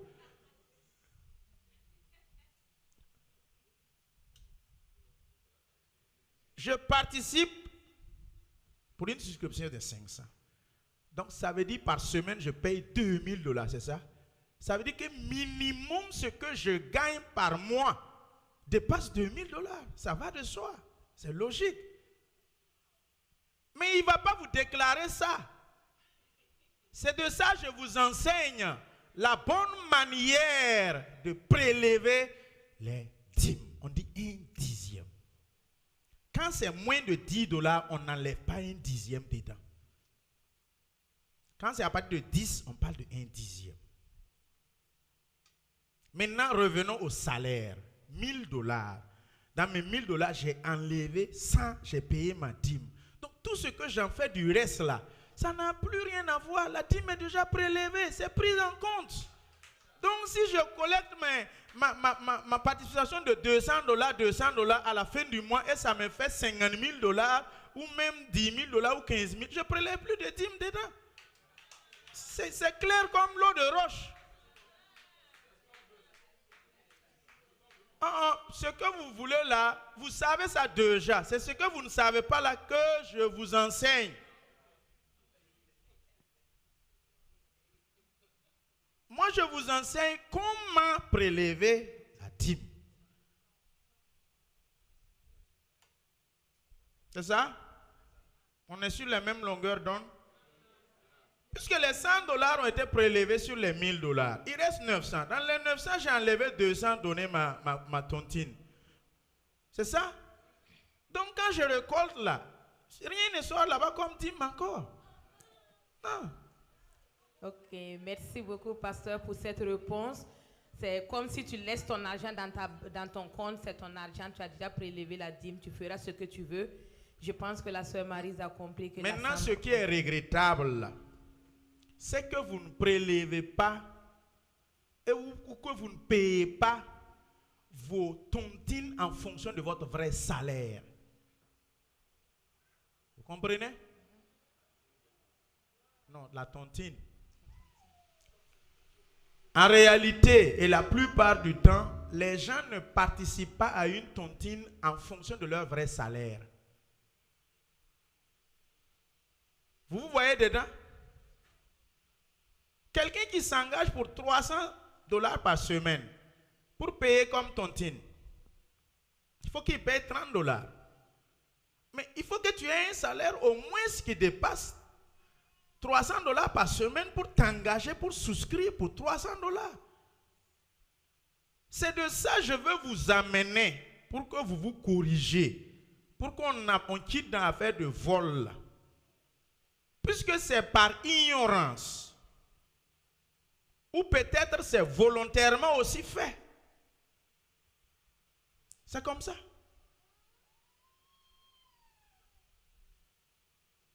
Sinon, si par exemple quelqu'un gagne $10,000 par mois, si tu veux être sincère, tu sais que tu peux prétendre à payer $500 souscription dans ton team. 500, si tu veux par semaine, tu peux. Ça fait 2,000. Alors, dans les $10,000, la dîme, ça fait combien? Ça fait $1,000. Mais la plupart du temps, ils ne prélèvent pas les $1,000. Ils trouvent que les $1,000, c'est compliqué. Mais dedans, maintenant, il rentre, il enlève 500, il donne. 500, il donne. 500, il donne. Et il vient à l'église à tes pieds, ô divin roi.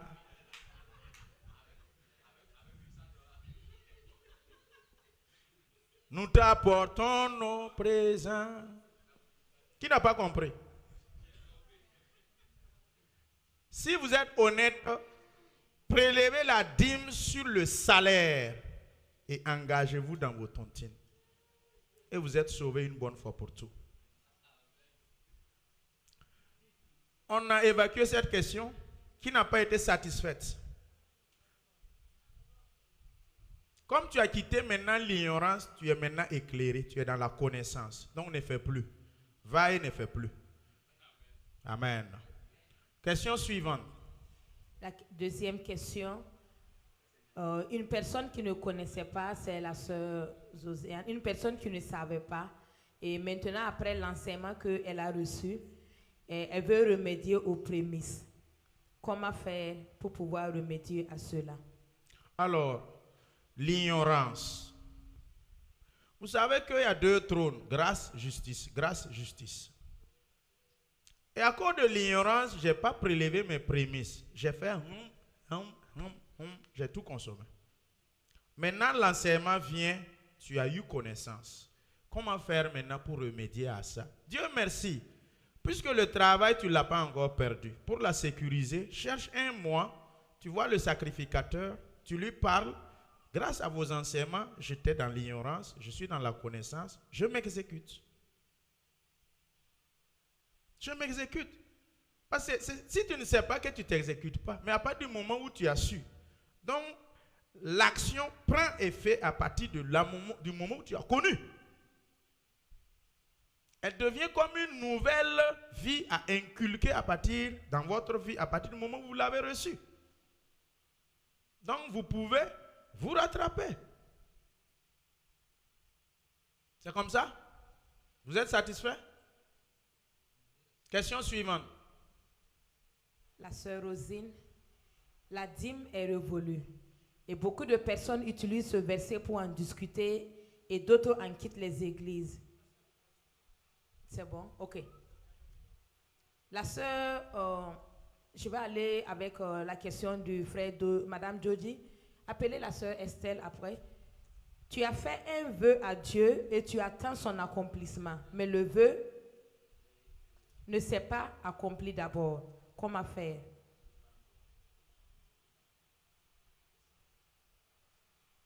Alors, tu as fait un vœu à l'Éternel. Et le vœu ne s'est pas encore accompli. La question maintenant, c'est comment faire, c'est ça? C'est comme ça? Vous savez que la longévité aussi, elle est tributaire du retardement aussi de l'exaucement. Certains exaucements, avant que tu ne meurs, ça va s'appliquer. Vous savez, Habakkuk nous l'a dit, même si elle tarde, elle s'accomplira certainement. Un véritable vœu fait à l'Éternel. Et vous dites que vous attendez et n'est pas encore accompli. Bon, c'est que vous n'avez même pas encore attendu. Ton temps n'est pas le temps de Dieu. C'est ça, non? Toi, tu veux que ça s'accomplisse dans 5 ans, ou dans un mois, ou dans un an. Bon, Dieu, il te regarde, il dit, moi, ma volonté, ma souveraineté, je vais te donner ça dans 5 ans, 1 mois. Donc, c'est le jour de son accomplissement où tu t'accompliras aussi tes vœux. Puisque c'est un vœu que tu as fait à l'Éternel. Tant que ce n'est pas accompli, tu ne te réalises pas. Donc, c'est une question simple et une réponse simple. J'attends. Ça ne s'accomplit pas. J'attends. Aussi longtemps que tu es vivant là, attends. Maintenant, il y a des vœux aussi que tu fais jusqu'à ce que tu quittes la terre et puis ça ne s'accomplit pas. Dieu est souverain. Peut-être que si ce vœu-là s'accomplit, toi comme ça, là, quelque chose de pire ou quelque chose va t'arriver avant que tu n'atteins même tes vrais jours. Donc, il préfère ne pas accomplir ton vœu. L'alibi qui pousse à quelqu'un de faire un vœu, ça aussi, ça compte. Pénina, le vaccin, Pénina, le stimulant, a poussé Anne. Si le cœur de Anne, c'était dans l'objectif d'avoir Samuel et se revenger de Pénina, Samuel ne va pas revenir. Samuel ne va pas venir, c'est vrai. Si l'objectif, les alibis, les intentions qui poussaient Anne à avoir forcément Samuel, c'était pour se venger de Pénina, Anne ne va pas avoir Samuel. Veillez aussi sur les alibis qui vous poussent à faire des vœux. Veillez sur les intentions qui vous poussent à faire des vœux à l'Éternel. Parce qu'elle a une voiture, je fais un vœu. Seigneur, si tu me donnes une voiture, voici ce que je vais faire. Et le Seigneur regarde, il voit que non, c'est parce qu'elle a une voiture, toi tu n'en as pas. Tu veux avoir la voiture pour te venger. Pour toi aussi, mettre le fond du volume de la musique. Baisser les vitres et mettre climatisation. Quand tu pars dans le couloir, ta climatisation clime le couloir. Si c'est ça, tu ne vas pas avoir la voiture. Le cœur de l'homme. J'ai répondu à cette question. Allons-y. Maman dit, c'est bon. Ok, je pars à la question de la sœur Estelle. Continuez s'il vous plaît. Je pars à la question de la sœur Estelle. Et complément de la question de la sœur Rosine. Et c'est vrai que la dîme est révolue et on dit de donner à César ce qui appartient à César. Est-ce que ces personnes parlent de la dîme ou bien ils parlent d'autre chose? C'est bon? Donnez-la un micro pour qu'elle puisse parler. Faites vite parce qu'on est pris par le temps. Hein. Je voulais évacuer toutes les questions aujourd'hui pour ne pas revenir sur ça, même pas un mercredi soir. Oui, je voulais savoir exactement, quand Jésus a dit, remettez à César ce qui est à César et à Dieu ce qui est à Dieu, s'il parlait là de la dîme ou il parlait d'autre chose. Parce que, comme on dit, la dîme est révolue et cette réponse de Jésus, je voulais savoir si ça faisait partie de la dîme ou il parlait d'autre chose. Je ne sais pas si c'est clair. Trouvez le verset. Quelqu'un trouve le verset rapidement. Question suivante. Ok, la question du frère Désiré, il n'est pas là. Matthieu 19, 24 dit qu'il est difficile à un riche d'entrer dans le royaume des cieux. Qu'en dites-vous de cela? Alors, ce verset, c'est juste des métaphores, c'est juste pour faire des paraphraser. Alors, il voulait dire que c'est difficile à quelqu'un qui a pris sa foi, qui a pris sa croyance. Là où est ton trésor, c'est là où se trouve ton cœur. Celui qui aime l'argent plus que Dieu. Vous voyez, parce que c'est la question du jeune homme riche. Voici l'homme qui semble être le plus parfait. Il dit, j'ai observé tout cela depuis ma tendre enfance. Les 10 commandements là, dans la Bible, c'est le jeune homme riche qui a tout obéi à la loi mosaïque. Maintenant, la seule question de va, vends, donne. Vous allez voir qu'il y a les lois spirituelles qui est sortie là-bas. Va, vends, donne. Pour finir, viens, suis-moi. Voici 5 verbes d'état qui ont fait qu'il y a un à l'intérieur, le verbe donner, a fait que le monsieur est parti triste. Quelqu'un qui a obéi 10 commandements, vous voyez, n'a même pas convoité. Faux témoin, il n'a pas fait. 10 commandements là. Il dit, j'ai observé tout ça. Il dit maintenant, va, donne, viens, suis-moi. Donc au niveau de donne là, c'est là-bas qui a fait qu'il a raté le salut, la vie éternelle. C'est pour cela que Jésus est en train de nous enseigner que celui qui aime l'argent plus que moi, tu ne peux pas servir Dieu et maman. Maman, c'est le Dieu de l'argent. Donc, si tu suis maman, tu ne me verras pas. C'est ça? Donc, il dit maintenant, il serait très difficile à un riche. Ce n'est pas le mot riche qui est dans le sens richesse que vous connaissez. Il est en train de dire qu'il serait difficile à quelqu'un qui aime l'argent plus que moi, Dieu, de voir mon royaume. Comme le cas, il est en train de dire aux disciples que ce monsieur-là, il ne verra pas mon royaume. Il n'aura pas la vie éternelle. C'est ce que la phrase veut dire. Plus facile maintenant à un chameau de passer du chat de l'aiguille.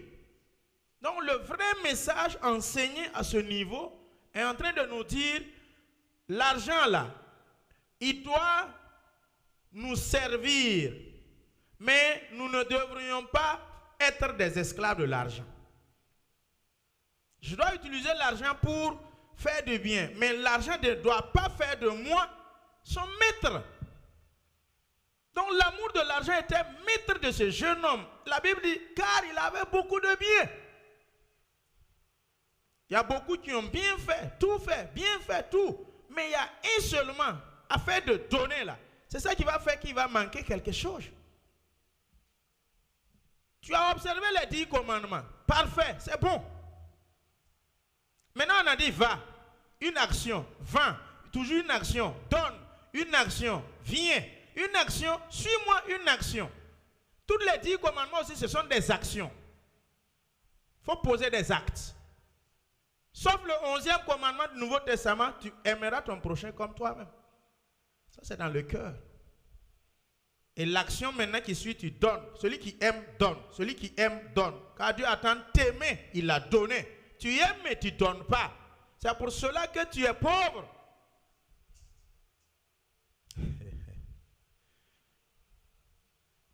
Tu aimes ta femme, mais tu ne lui donnes jamais un cadeau. C'est bizarre, je doute de cet amour. Un véritable amour donne.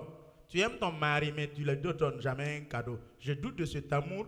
Véritable amour donne. Il y a des femmes ici ne savent pas faire un cadeau à leur mari. Ils sont habitués à apprendre.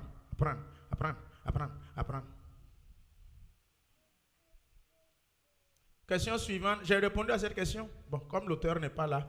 Si vous avez trouvé le verset, lisez. Pour qu'on puisse comprendre le contexte dans lequel donner à César ce qui est à César et à Dieu ce qui est à Dieu. Là-bas, c'était quoi? On voulait éprouver et tester Jésus. Vous avez trouvé le verset? Luc 20, 25. Projetez et lisez à haute et intelligible voix. Luc 20, 25.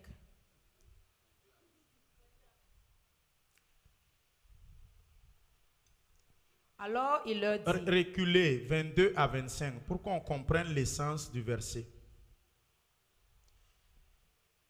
Nous est-il permis ou non de payer le tribut à Le César? tribut, c'est les taxes, les impôts. L'Amérique vous paye les taxes, vous prélève les taxes, les impôts là, ces tribus là comme ça.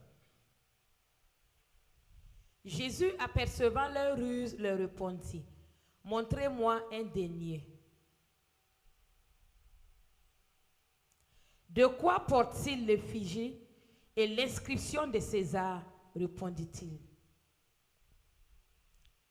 Alors il leur dit, rendez donc à César ce qui est à César et à Dieu ce qui est à Dieu. Simplement ici veut dire quoi? Le contexte. Il est question de payer les taxes, les impôts. Comme vous êtes compliqué, vous ne voulez pas payer les taxes et les impôts volontairement, l'État aussi est très intelligent. Il part à la source. Avant que ton bulletin de paye tombe dans ta main, il prend ses taxes et ses impôts. C'est ça? C'est un royaume. C'est un État, c'est une nation. C'est bien organisé. Il y a le royaume de Dieu, il y a le royaume du Maroc. Au Maroc, ce sont des sujets. Dans le royaume de Dieu, nous ne sommes pas des sujets. Nous sommes des princes. C'est l'unique royaume où nous ne sommes pas des sujets. C'est ça? Tout Tous ceux qui ne sont pas devenus fédéraux, ils sont toujours royaume. Je vais prendre ça pour que vous compreniez bien. Les républiques là, je ne veux pas parler de ça. Même si aussi on peut parler de républiques. Maintenant, si vous prenez le royaume du Maroc, tous les habitants, il n'y a pas un qui ne paye pas les impôts, qui ne paye pas les taxes. Vrai ou faux? Et toute la population du royaume là, puisque le royaume c'est un roi, le roi Mohamed. Donc les habitants du royaume de Maroc sont des sujets. Et pour maintenant camoufler, on ne va pas dire esclaves, c'est pour cela qu'on a dit sujets. Sinon si on dit esclaves, ils vont se fâcher. C'est pour cela qu'on a dit c'est des sujets. Ça c'est plus diplomatique et gentil. Maintenant nous sommes les enfants du royaume de Dieu. Et maintenant nous ne sommes pas des sujets dans le royaume de Dieu, ni esclaves. C'est l'unique royaume où nous sommes co-héritiers et princes. Et princesses, c'est ça? Et dans le royaume maintenant du roi Mohamed du Maroc, on dit les taxes là. Ce qui revient à l'état du royaume de Maroc là, payer, prélever. S'il y a des chrétiens, ce verset s'applique bien au Maroc. S'il y a des chrétiens au Maroc, ils doivent prélever les taxes, les tribus, les impôts au Maroc. L'autre facette là, c'est l'effigie du roi Mohamed. L'autre facette là, c'est quoi? C'est l'insigne de la monnaie. Il dit maintenant, donnez à Dieu ce qui est à Dieu. Donc le royaume de Dieu aussi, les dîmes et les offrandes, les prémices, toutes ces choses-là sont aussi comme nos impôts et nos taxes à payer dans le royaume de Dieu. Pour que le royaume de Dieu s'avance et s'agrandisse et s'élargisse. C'est pour cela, il dit, ne manque pas de payer les taxes à l'État. Tous ceux qui volent les taxes de l'État, les fiscs là vont les poursuivre et emprisonner. Tous ceux aussi qui ne payent pas les dîmes et les impôts, dans le royaume spirituel, il y a des fiscs aussi qui vous poursuivent et qui vous emprisonnent. Et quand tu es emprisonné, tu deviens pauvre.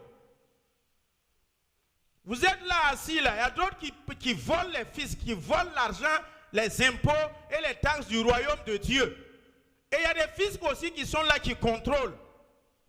La base imposable là, il y en a qu'on impose, par exemple ceux qui font emploi non permanent, le secteur informel, menuisier, soudeur, tailleur, comment vous allez l'imposer?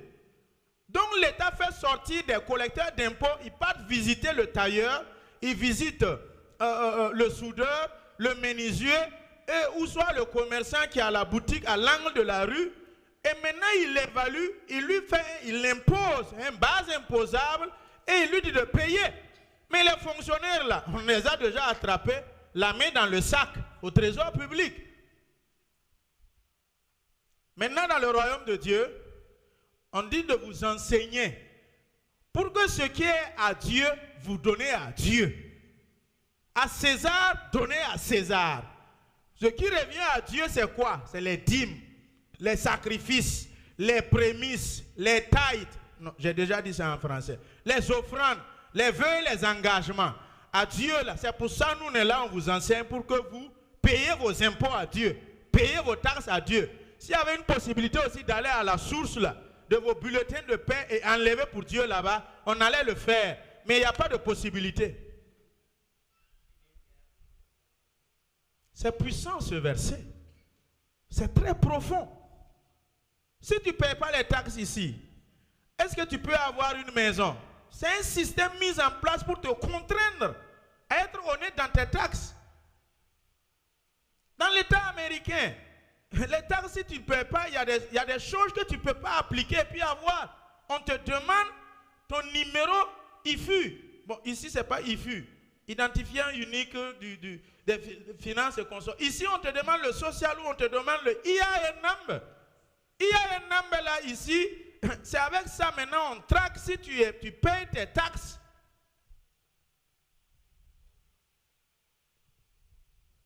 Nous là, notre travail c'est toujours demander pardon à Dieu. Sinon nous tous là, nous sommes des associations de voleurs assis à l'église chaque dimanche.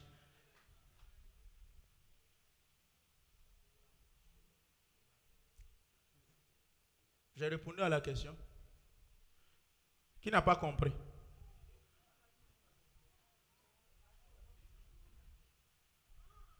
Ok, que la sœur est satisfaite et tout le monde est satisfait. Merci beaucoup, pasteur. Nous allons passer à la question du frère Bationo. Vous avez dit avec le remas de la parole que celui qui donne en recevra autant plus.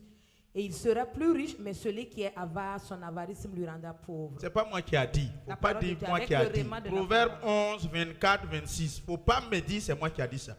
Mettez ce ventilo là, s'il vous plaît.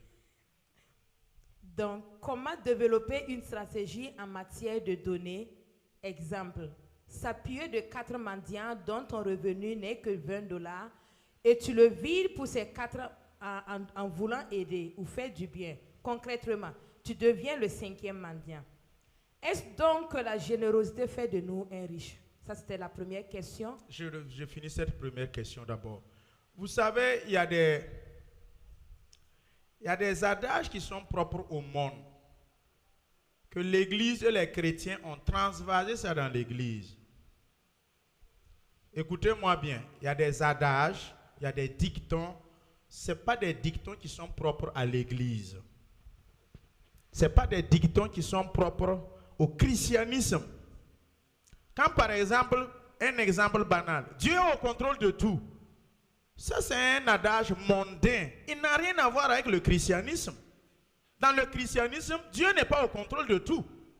Dans le christianisme, Dieu te laisse avec ta volonté et il te présente sa propre volonté. Et il te donne le libre arbitre de choisir. C'est ça? Vous ne pouvez pas être des chrétiens assis et puis dire que Dieu est au contrôle de ma vie, il est au contrôle de tout, il est au contrôle. Dieu n'est pas au contrôle de tout dans ta vie, c'est faux. C'est pour cela nous on ne parle pas de curé. Dans l'église, eux ils parlent de curé. Ici il n'y a pas de curé. Parce que quand on te cure ton âme, tu suis comme mouton. C'est ça? On ne cure pas l'âme d'une personne. Tu laisses son âme avec sa volonté. Et maintenant Dieu te présente sa propre volonté et il te dit maintenant de choisir. Ça c'est un adage mondain. Revenons maintenant. Il y a un adage mondain qui dit que si tu es 10 pauvres, tu seras le 11e pauvre. C'est ça? Ça, c'est pas biblique. C'est pas chrétien. C'est pas biblique. La Bible me dit quoi? L'âme bienfaisante là ne fait que s'enrichir. Celui qui donne là, il s'enrichit. Ensuite, il me dit, celui qui retient le blé sera maudit par le peuple. C'est ce qui est biblique là que je vous parle. Sinon, en Christ, tu ne peux pas aider 10 pauvres et devenir le 11e pauvre. Donc, ce n'est pas Christ. Non. Donc, ce n'est pas Christ. Si c'est Christ, tu es 10 pauvres et tu es béni davantage. Vous êtes là avec moi? Donc il y a certains dictons qui ne marchent pas avec la parole de Dieu. Ça marche quand on est autour du pot, du thé, de la bière ou de la, je sais pas, de la viande avec les collègues de service, tout azimut confondu.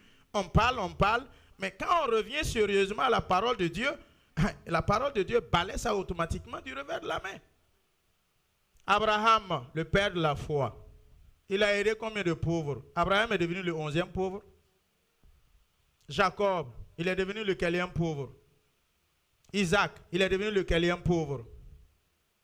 Notre exemple même concret, Jésus-Christ de Nazareth, il est devenu le quelième pauvre. Donc quand vous voyez quelqu'un qui est 10 pauvres et il est devenu le 11e pauvre, c'est que ce n'était pas un chrétien. C'est que ce n'était pas quelqu'un qui est versé dans la parole de Dieu. Il aide les 10 pauvres au mépris de la parole où il n'est même pas un esprit chrétien. Éphésiens 1, 3. Nous sommes bénis de toutes les bénédictions célestes en Christ Jésus. En Christ Jésus. Alléluia. Ça, c'est la première portion. Vous êtes satisfaite? Non, donnez le micro s'il n'est pas satisfait. Vous avez le micro à côté de vous. L'exemple que vous avez pris ici, le bien demeure le bien. Donc, quel que soit le cas, si tu as fait le bien, ça doit se solder par le bien.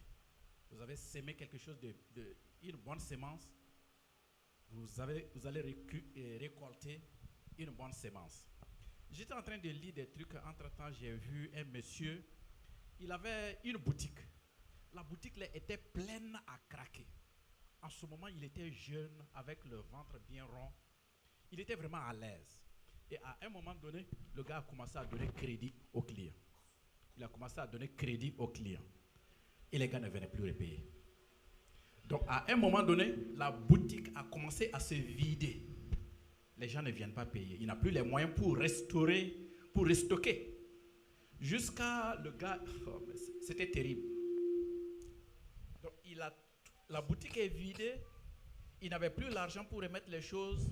Les cheveux sont devenus blancs. Il est devenu pauvre. Et personne ne passait même lui dire bonjour. Donc, dans des situations comme ça, là, comment est-ce que vous pensez? Ça dit, tu aides les gens. Les gens viennent, ils n'ont pas à manger. Tu leur donnes un sac de riz. Ils ne reviennent pas te payer. La boutique est vidée et le gars, finalement, il a fermé la boutique. Il est parti au chômage. Donc, quelle est votre question? Oui, aux yeux de l'Éternel, ce monsieur-là, concrètement, il a fait du bien aux gens. Donc, il ne devrait pas se trouver dans cette situation. Alléluia. Gloire à Dieu. Veuillez vous asseoir. Merci. Alors, en matière de droit des affaires, en matière du régime financier, en matière du droit au ADA, au droit d'organisation et harmonisation des droits des affaires en Afrique, dont le siège est le CCJA, et à Abidjan, ce commerçant, il est au mépris. Il est au mépris des lois financières. Il faut qu'il aille à l'école des régimes financiers pour se former. Puisque en matière d'affaires, il y a ce qu'on appelle le fonds de commerce qui est constitué de 3 éléments.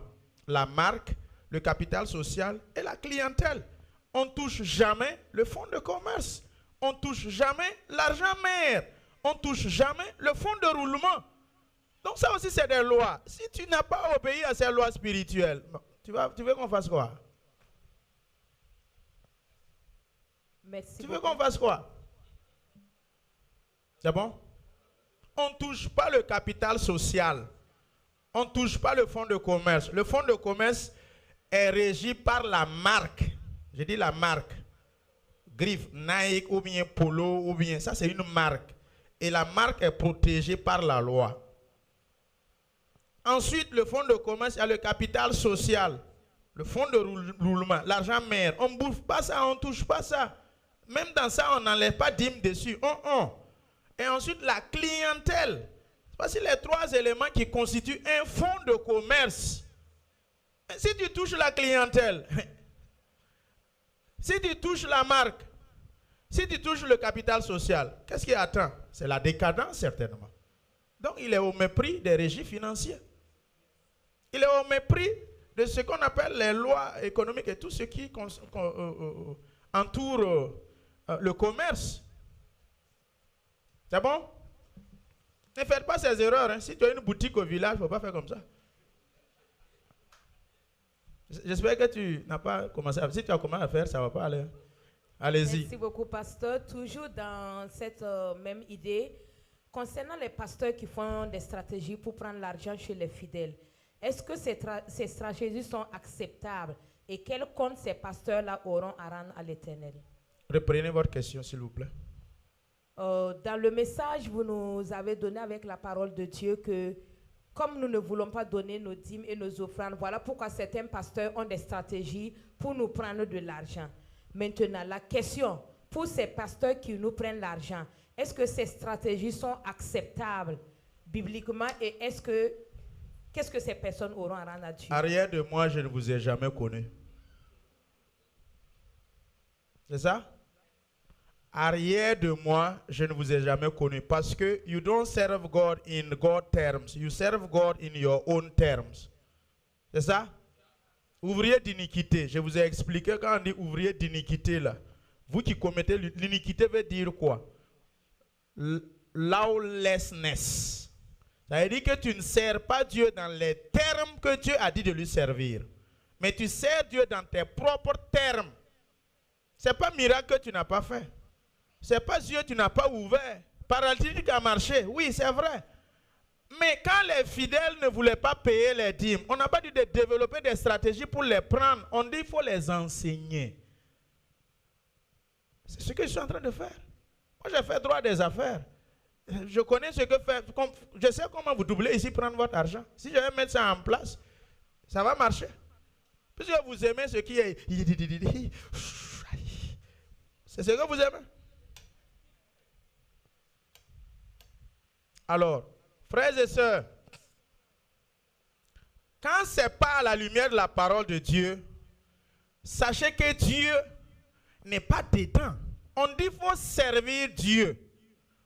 On n'a pas dit qu'il faut te servir de Dieu. Si tu te sers de Dieu et tu t'enrichis, tu vas devant lui, il va te dire, arrière de moi, je ne t'ai jamais connu. C'est Matthieu 24, non? Matthieu 25. C'est ça? Donc, il y a des pasteurs qui le font. Parce que les fidèles ne payent pas leurs dîmes et leurs choses, ils développent des stratégies pour vous spolier, pour vous prendre votre argent. Mais ce n'est pas ce qui devrait être fait, c'est l'enseignement. Il faut prendre, comme je suis en train de faire, dîmes, offrandes, tant. J'enseigne. Dans tout ce que j'enseigne, sur 50 personnes, s'il y a 30 qui ont obéi, gloire à Dieu. Et à 20 qui n'ont pas obéi, bon, on va continuer à enseigner jusqu'à ce qu'on passe de 30 jusqu'à 40, jusqu'à 45. Non, tout le monde ne va pas obéir. Si c'est ça, il ne faut pas qu'on va se flatter. C'est difficile, 100% d'obéissance dans une église. Là. Non, ça va être difficile. Bon, j'ai la foi. J'espère que vous allez pouvoir obéir à 100%. Alléluia. Ce n'est pas faisable. Ce n'est pas biblique. Et je ne dois pas développer des stratégies pour dire non, ceux qui ont enveloppe de $1000, ceux qui ont enveloppe de 500, ceux qui ont tant. Dès l'offrande du matin, l'ange a apparu, l'offrande de midi, l'offrande du soir, prière de minuit, prière et puis offrande de... Non. Alléluia. Gloire à Dieu. J'ai répondu à cette question. Soyez bénis. Suivant. Amen. Genèse 28, 20. Jacob fit un vœu en disant, si Dieu est avec moi et me garde pendant ce voyage que je fais, s'il me donne du pain à manger et des habits pour me vêtir, et si je retourne en paix à la maison de mon père, alors l'Éternel sera mon Dieu. La question, que dites-vous de ceux qui pensent que Dieu est comme un petit enfant qu'on fait de marchandage parce qu'ils sont en train de flatter Dieu pour dire, donne-moi ça et je vais faire ça pour toi. Gloire à Dieu. Alors, le vœu n'est pas un marchandage en fait. Qu'est-ce qu'un marchandage? Dans le vrai sens étymologique du mot, qu'est-ce qu'un marchandage? Le marché. Dieu n'est pas un partenaire de business où vous devrez faire du marchandage pour qu'il vous exauce ou pour qu'il ne vous exauce pas. Alors, ce que Jacob a fait, ce que Anne a fait, on fait un vœu seulement lors des situations critiques. Lors des situations extrêmes. Ça veut dire, ce n'est pas que non, j'ai besoin de... Non. Ça veut dire tout ce qui est critique et ça fait que tu saignes, tu souffres à tel point que vraiment ça ne va pas. Ça te conduit à faire un vœu. Devant le féticheur du village, devant l'hôtel du village, qu'est-ce qui peut amener un père et sa femme à aller faire un vœu pour dire que chaque fin du mois on va donner un mouton ou bien un bœuf? C'est peut-être la stérilité. Et pas demander le bébé, ça c'est critique. Vous voyez? Mais pour les choses, bon, tu vois, moindre 1, 2, 3 vœux, 1, 2, 3 vœux, 1, 2, 3 vœux, ça ne fonctionne pas comme ça. Ce qui vous tient à cœur, et vous pleurez, vous saignez, les insomnies, vous n'arrivez pas à gagner. Ce n'est pas du marchandage. Là maintenant, vous partez vers le Seigneur, comme Anne l'a fait, Absalom l'a fait. Et ensuite, ce que tu viens de lire, Jacob aussi l'a fait. Il y a tellement de vœux dans la parole de Dieu. Donc, moi, je ne trouve pas que ça, c'est un marchandage. Bon, marchandage, c'est quoi? C'est partenariat gagnant-gagnant, coopération sud-sud. Donc, si je gagne, tu gagnes. Maintenant, à pourcentage, égal ou illégal? Répondez-moi, égal ou illégal? Hein? Égal, bien sûr. Le marchandage est à pourcentage égal, 50-50. Tu penses qu'entre toi et puis Dieu, vous pouvez faire pourcentage à gain égal 50-50? Ça va pas dans ta tête. Ça, ce n'est pas du marchandage. Le mot marchandage est propre à nous les hommes dans le monde commercial. Et là encore, où soit le marchandage, si j'ai plus de parts ou d'actions, pour moi, va te dépasser. Légèrement parce que ma part et mes actions que j'ai mis, tu ne peux pas mettre comme action 1000 francs. Moi, j'ai mis action 50 000 francs et on veut partager les dividendes et on va être égal. Ce n'est pas possible. Donc Dieu n'est pas un marchand. Le mot marchandage n'est pas propre dans notre contexte biblique. Vous voyez, c'est comme je dis toujours, il y a des termes qui sont propres à nous, le monde, et on veut coller ça à l'affaire de Dieu. Ça ne marche pas. On ne marchande pas avec Dieu. On marchande avec son camarade, avec son partenaire d'affaires, terrestre. Personne ne peut partager part égale avec Dieu. C'est bon? Suivant. Je vais répondre à cette question. Ah, les gars, il est 13h. Merci beaucoup. La deuxième question, lors d'un de vos messages, vous avez demandé à Dieu pourquoi, lors d'une de vos prières, vos méditations, vous avez demandé à Dieu pourquoi certains de vos fidèles sur le plan financier, ça ne va pas du tout. Et vous avez eu la réponse de la part du Seigneur disant, laisse, je vais les bénir petit à petit, car si je les bénis tout, du coup, ils vont fuir l'église. Pour moi, c'est un danger puisque cet homme qui vient vers Dieu avec sa requête qui dure est un danger de fuir l'église, malgré ses efforts de jeûne, d'esther et de prière. Que faire dans ce contexte? Gloire à Dieu. Merci beaucoup pour cette question. Que d'autres peut-être ont trouvé, je ne sais pas, une question dure. Moi, c'est une question simple, très simple, comme bonjour, vous savez. Alors, là, il est question de l'enfantillage spirituel que le Seigneur veut m'enseigner. Le niveau spirituel de l'Église qu'il est en train de m'enseigner dans mon temps de méditation et de prière. Je demande au Seigneur, qu'est-ce qui se passe? Il me dit clairement, vous les voyez comme ça là. Si je les bénis, tout de suite, bam, bam, bam, bam, bam, bam, bam, j'attrape un, je donne 3 milliards de dollars, 2 milliards de dollars, 1 milliard de dollars, je bénis ici 10 villages, 10 remorques, 25 parcelles, je les pam, pam, pam. Vous pensez qu'il y a église? Répondez-moi, vous pensez qu'il y a église? Entre 0 à 30 ans là, tu as déjà vu un enfant de 0 à 30 ans, on dit c'est 10 villas là, c'est pour lui. C'est 25 immeubles là, immeubles de 25 étages là, c'est pour lui.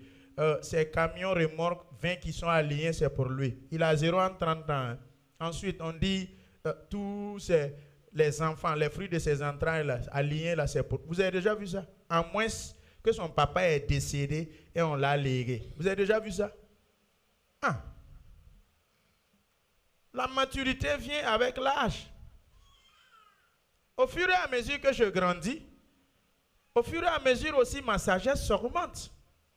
De 30 à 60 ans, ce que je viens de citer, vous voyez ça ou bien vous ne voyez pas?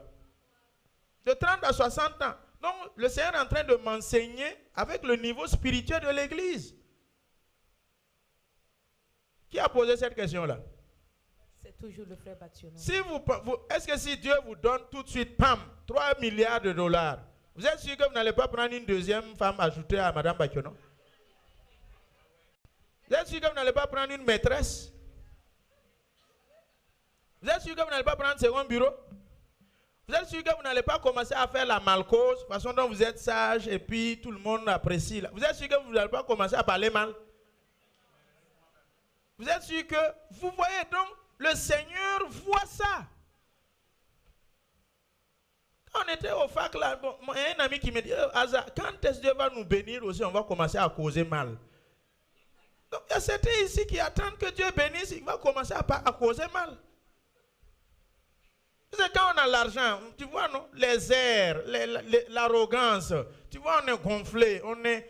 Donc, l'immaturité fait qu'on ne peut pas nous bénir. Et dans le message, il dit, deviens mature dès demain lundi, tes bénédictions vont arriver. Je ne vais pas prendre une voiture pour donner à mon enfant de 10 ans quand même. Donc, tu es assis avec 10 ans, Dieu ne va pas te bénir. Maintenant, il dit que si ça tarde, la réponse tarde, ça ne vient pas. Est-ce qu'ils ne vont pas quitter l'église? Jésus dit que tout ce que tu m'as donné dans Jean 6, je n'ai perdu aucun. Et il dit que tout ce que le Père m'a donné là, toutes les âmes qui sont dans ma main là, je n'ai perdu aucun. C'est ça? Bon, s'il a perdu aucun, c'est que tu ne l'étais même pas donné. Le Père ne te l'avait même pas donné. C'est que tu n'étais même pas à Jésus. C'est ça? Alors, donc, sachant qu'il y a certaines bénédictions qui sont liées à notre maturité spirituelle. Ça, au moins, il faut accepter ça. Entre nous ici, il y a des lueurs d'espoir qui ont commencé dans la vie de certains fidèles. Il y a l'exemple concret qui a été ici. Ça a commencé à être arrogant. Non, tu vois pourquoi ils ne me respectent pas, ils ne m'obéissent pas, on me néglige. Il faut laisser le jour où je vais devenir avocat, tout le monde va ramper devant moi. Tout le monde va... Tu n'es même pas encore devenu. Il y a des gens comme ça, Dieu est bête.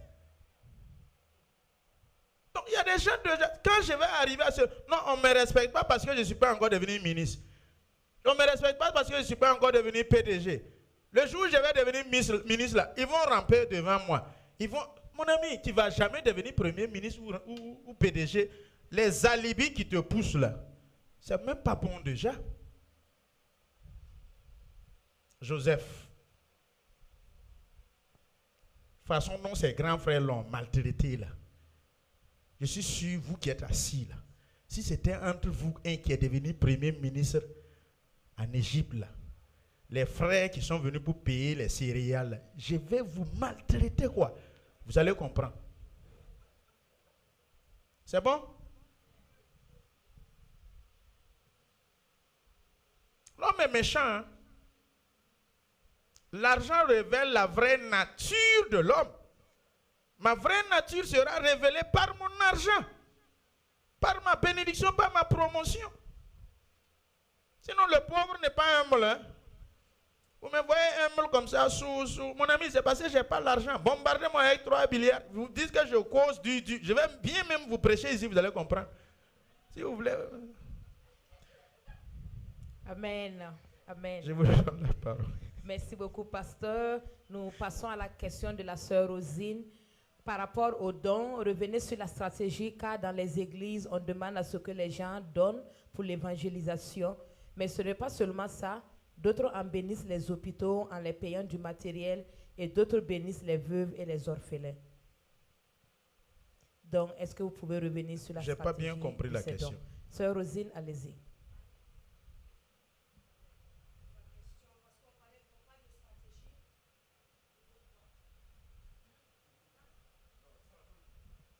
On parle de stratégie.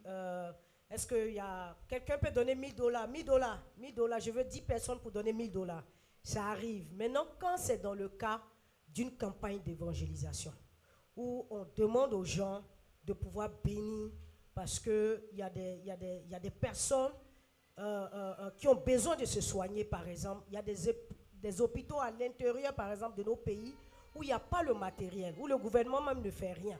Dans des villages, il y a des femmes qui veulent accoucher, on est obligé de les porter pour aller à des kilomètres pour accoucher. Maintenant, une église s'engage, par exemple, Peniel Church s'engage à aller dans un fin fond du Burkina pour pouvoir aider cette église. Et puis on demande, bon, est-ce qu'il y a 10 personnes qui peuvent donner $1000 par exemple, ou 10 personnes qui peuvent donner $2000? Est-ce que cette stratégie-là, c'est quand même, on va dire, acceptable devant Dieu si je veux revenir devant avec la question? Gloire à Dieu.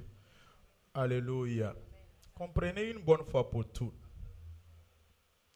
Tant qu'il n'y a pas de détournement, la fin et l'objectif, ce pourquoi ça a été dirigé, ce pourquoi l'alibi, la raison, tant qu'il n'y a pas de détournement, et c'est fait de façon saine et sain, il n'y a pas de problème dedans. Mais seulement c'est que le pasteur même là, ces chaussures là, ces semelles là, on dirait un enseignant de CP2 ou C1 avec pantalon sauté. Bon, les enseignants, pardonnez-moi.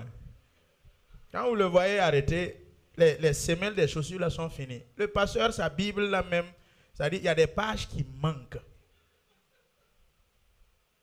Le pasteur, quand il vient, vous-même vous le voyez, vous savez que ça ne va pas.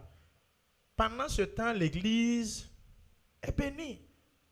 Il prêche, il prêche, il prêche, il prêche. Chaque fin de culte, Seigneur, pasteur, que le Seigneur te bénisse. Pasteur, que le Seigneur te bénisse. Avec bouche.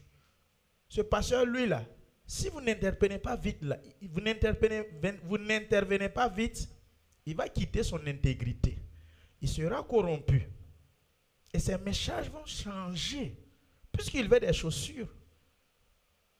Il veut s'habiller au moins décemment. Il veut être présentable. Mais pendant ce temps, vous êtes assis. Église de 1000 personnes.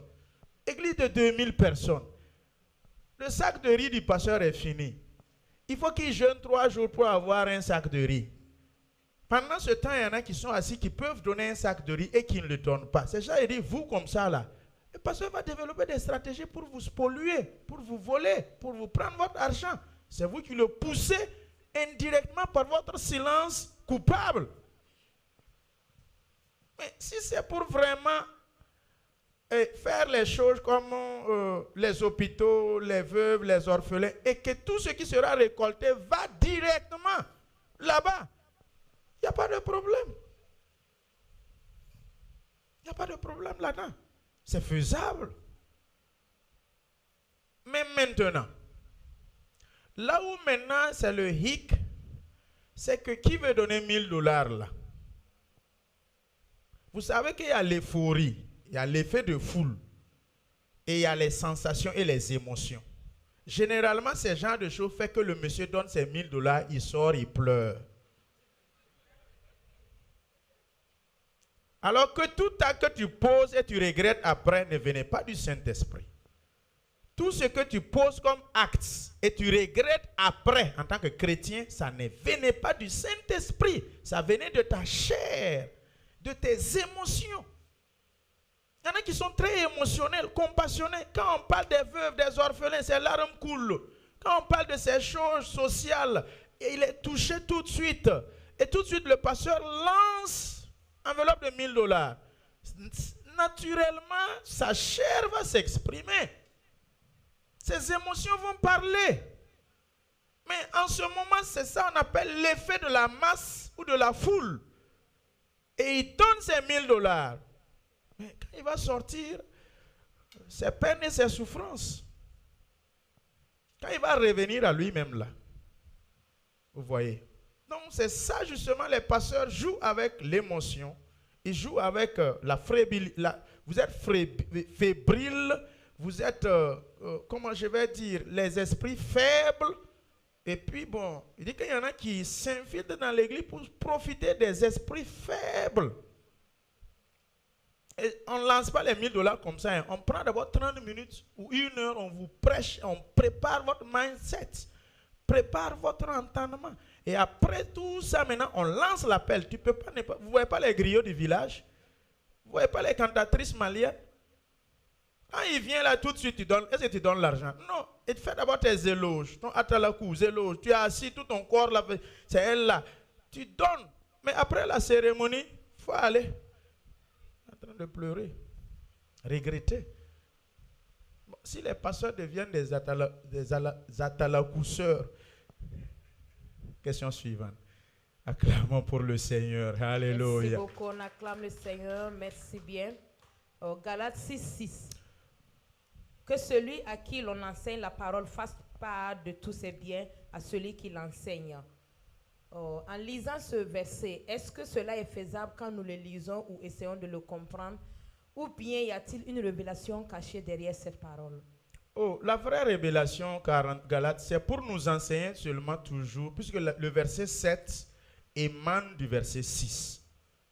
Non, j'ai dit le contraire. Le verset 6 a son vrai sens dans le verset 7. C'est ça? Vous comprenez? Et maintenant, si le verset 7 n'était pas là-bas, amenez le verset 7, on ne se trompe pas de Dieu, tout ce qu'un homme aura semé, il le moissonnera. Donc, le verset 7 est connexe et le vrai sens du 6 sort de ce verset 7. C'est toujours la loi spirituelle de s'aimer et moissonner qu'il est en train de mettre en exergue dans le verset 6. Vous comprenez? Ramenez Romains 3, 23, s'il vous plaît. Il y a des versets dans la parole de Dieu, vous ne pouvez pas les disséquer. Parce que si vous attrapez seulement un, vous perdez tout, vous êtes déboussolé complet. Surtout les épîtres de Paul. Vous voyez, je vous ai parlé de ces thèses philosophiques de tout le livre de Galates quand vous lisez là. Galates 2, 20. J'ai été crucifié. Non, projette pas Galates 2, 20. Je vais juste réciter ça. J'ai été crucifié et j'ai été ressuscité avec Christ. Et si je vis, ce n'est plus moi qui vis. C'est Christ qui vit en moi. Ça, c'est philosophique. Vous prenez un nouveau converti, vous lui parlez de ça. Il ne va rien comprendre. Il ne va rien comprendre. Tous les épîtres de Paul, c'est très profond et philosophique et ses idées sont enchevêtrées dans souvent le verset, 2 versets précédents ou soit 3 versets après. Projetez par exemple ce verset. Si vous attrapez le 23 et vous laissez le 24, ton christianisme est décédé en même temps. On dit que tous son péché sont privés de la gloire de Dieu et tu t'arrêtes là-bas. Tu vas jamais rentrer au paradis. Amenez le verset 24. Donc le verset 24, c'est ça qui fait l'essence du verset 23. Lisez. Et ils sont gratuitement justifiés par sa grâce, par le moyen de la rédemption qui est en Jésus-Christ. C'est ça l'essence en fait de Romains 3, 23. Donc vous ne pouvez pas attraper le verset 23 et puis laisser le 24. Ça n'a pas de sens. Donc, à ce qu'on l'enseigne, c'est bon, fasse bien de tous ses parts. Donc le tout là, c'est un T ou bien c'est un S à la fin. Ceux qui ont fait littérature là. Parce qu'il y a le tout qui est singulier absolu. En fonction de T ou S. Tous et tout. Ça donne une définition et un sens différent. C'est ça? Le verset est où? Galates 6, 6. Galates 6, 6. Alors, là-bas, il est en train de nous enseigner toujours la loi spirituelle de s'aimer et de moissonner. Maintenant, il y a d'autres pasteurs qui attrapent le verset 6 et ils bannissent le verset 7. Si je vais attraper le verset 6, là, je vais devenir le prochain riche des États-Unis. Et je vais vous enseigner, je peux prendre 2 ans vous enseigner ça. Et au fur et à mesure, je vous enseigne. Si, cela veut dire quoi? À celui qu'on enseigne la parole, fasse part de tous. C'est bien. Ici, ce n'est pas un singulier absolu. S à la fin. C'est bien. À celui qui l'enseigne. Donc, ça veut dire que net, quand tu prends ton salaire, tu viens t'asseoir avec toi et moi. Donc, moi, je fais les dépenses de l'église. Je dis, bon, l'église a besoin de micros, l'église a besoin de ça. Bon, moi-même, mes chaussures, là même, tu ne vois pas mes semelles. Bon, je défalque. Et le reste, là, je te donne. Va, faut partir. C'est ça? Les besoins de l'église. C'est-à-dire quand tu prends, tout est bien là, tous. Ta voiture là, bon, l'église a besoin d'une voiture. Tu es prêt pour sortir avec ta famille, on t'appelle, voiture là.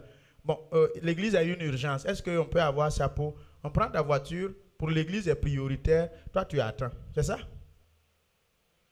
C'est ça ou bien c'est pas ça? Donc si vous prenez 6 et vous laissez 7, ça ne marche pas.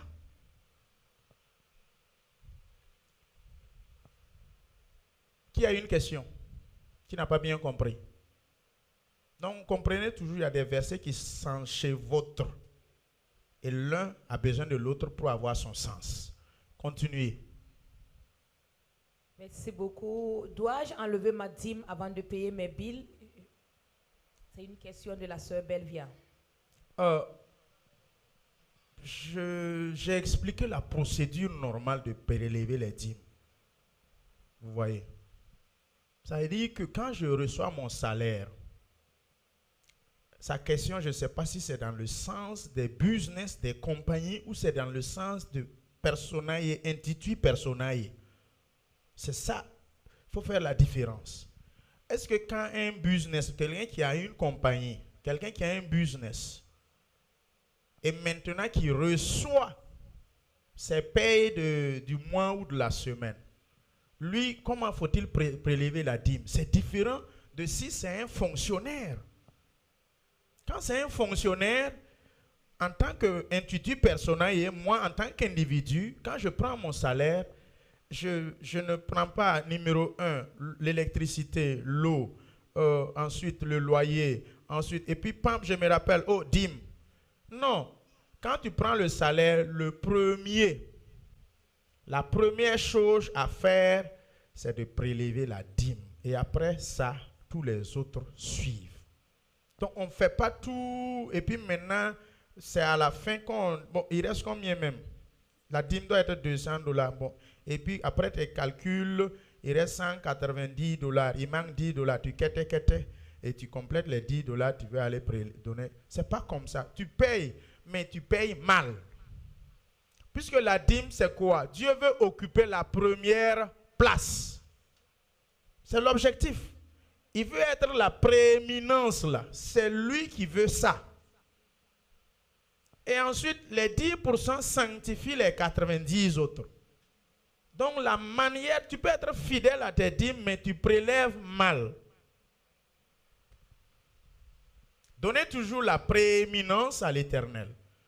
Donnez toujours la première place. Et ainsi, il teste la crainte que nous avons pour lui. Il teste notre obéissance que nous avons pour lui. Hello, vous êtes là? Pasteur, est-ce que tout le monde doit donner? Est-ce qu'on doit donner à tout le monde? Toujours non, on ne donne pas à tout le monde. La parole de Dieu dit, je fais grâce aux humbles et je résiste aux orgueilleux. Veille d'abord si ce n'est pas Dieu qui le résiste. Et toi, tu es en train de l'aider. Ok. Mais la parole de Dieu est claire là-dessus. Je fais grâce aux humbles et je résiste. Il y a des gens, ils sont pauvres là. C'est Dieu même qui le résiste. Et tu te lèves avec tes émotions, tes 500. Tu veux aller. Toi, tu es plus compassionné que Dieu. Toi, tu es plus gentil que Dieu. C'est pour cela qu'on n'aide pas au hasard. Si le monsieur est bandit, rebelle, compliqué, et Dieu l'a poursuivi et finalement il est orgueilleux, Dieu le résiste. Et Dieu commence à lui présenter le désert, à fermer les portes par-ci, à tirer son cœur dans le désert afin de le parler et de l'enseigner, comme Amos nous a dit. Et puis toi, le riche du quartier ou bien de l'église, tu dis, ouh, ouais, le monsieur souffre, tu es là. Mon ami, tu vas avoir des problèmes avec Dieu. Tu vas avoir des problèmes avec Dieu. Vous êtes d'accord avec moi? Mais c'est pour cela qu'il faut être spirituel. C'est pour cela qu'il faut être spirituel. Il dit que mais on ne sait pas que Dieu le résiste. Il faut être spirituel. C'est bon? Allons-y. Soyez bénis.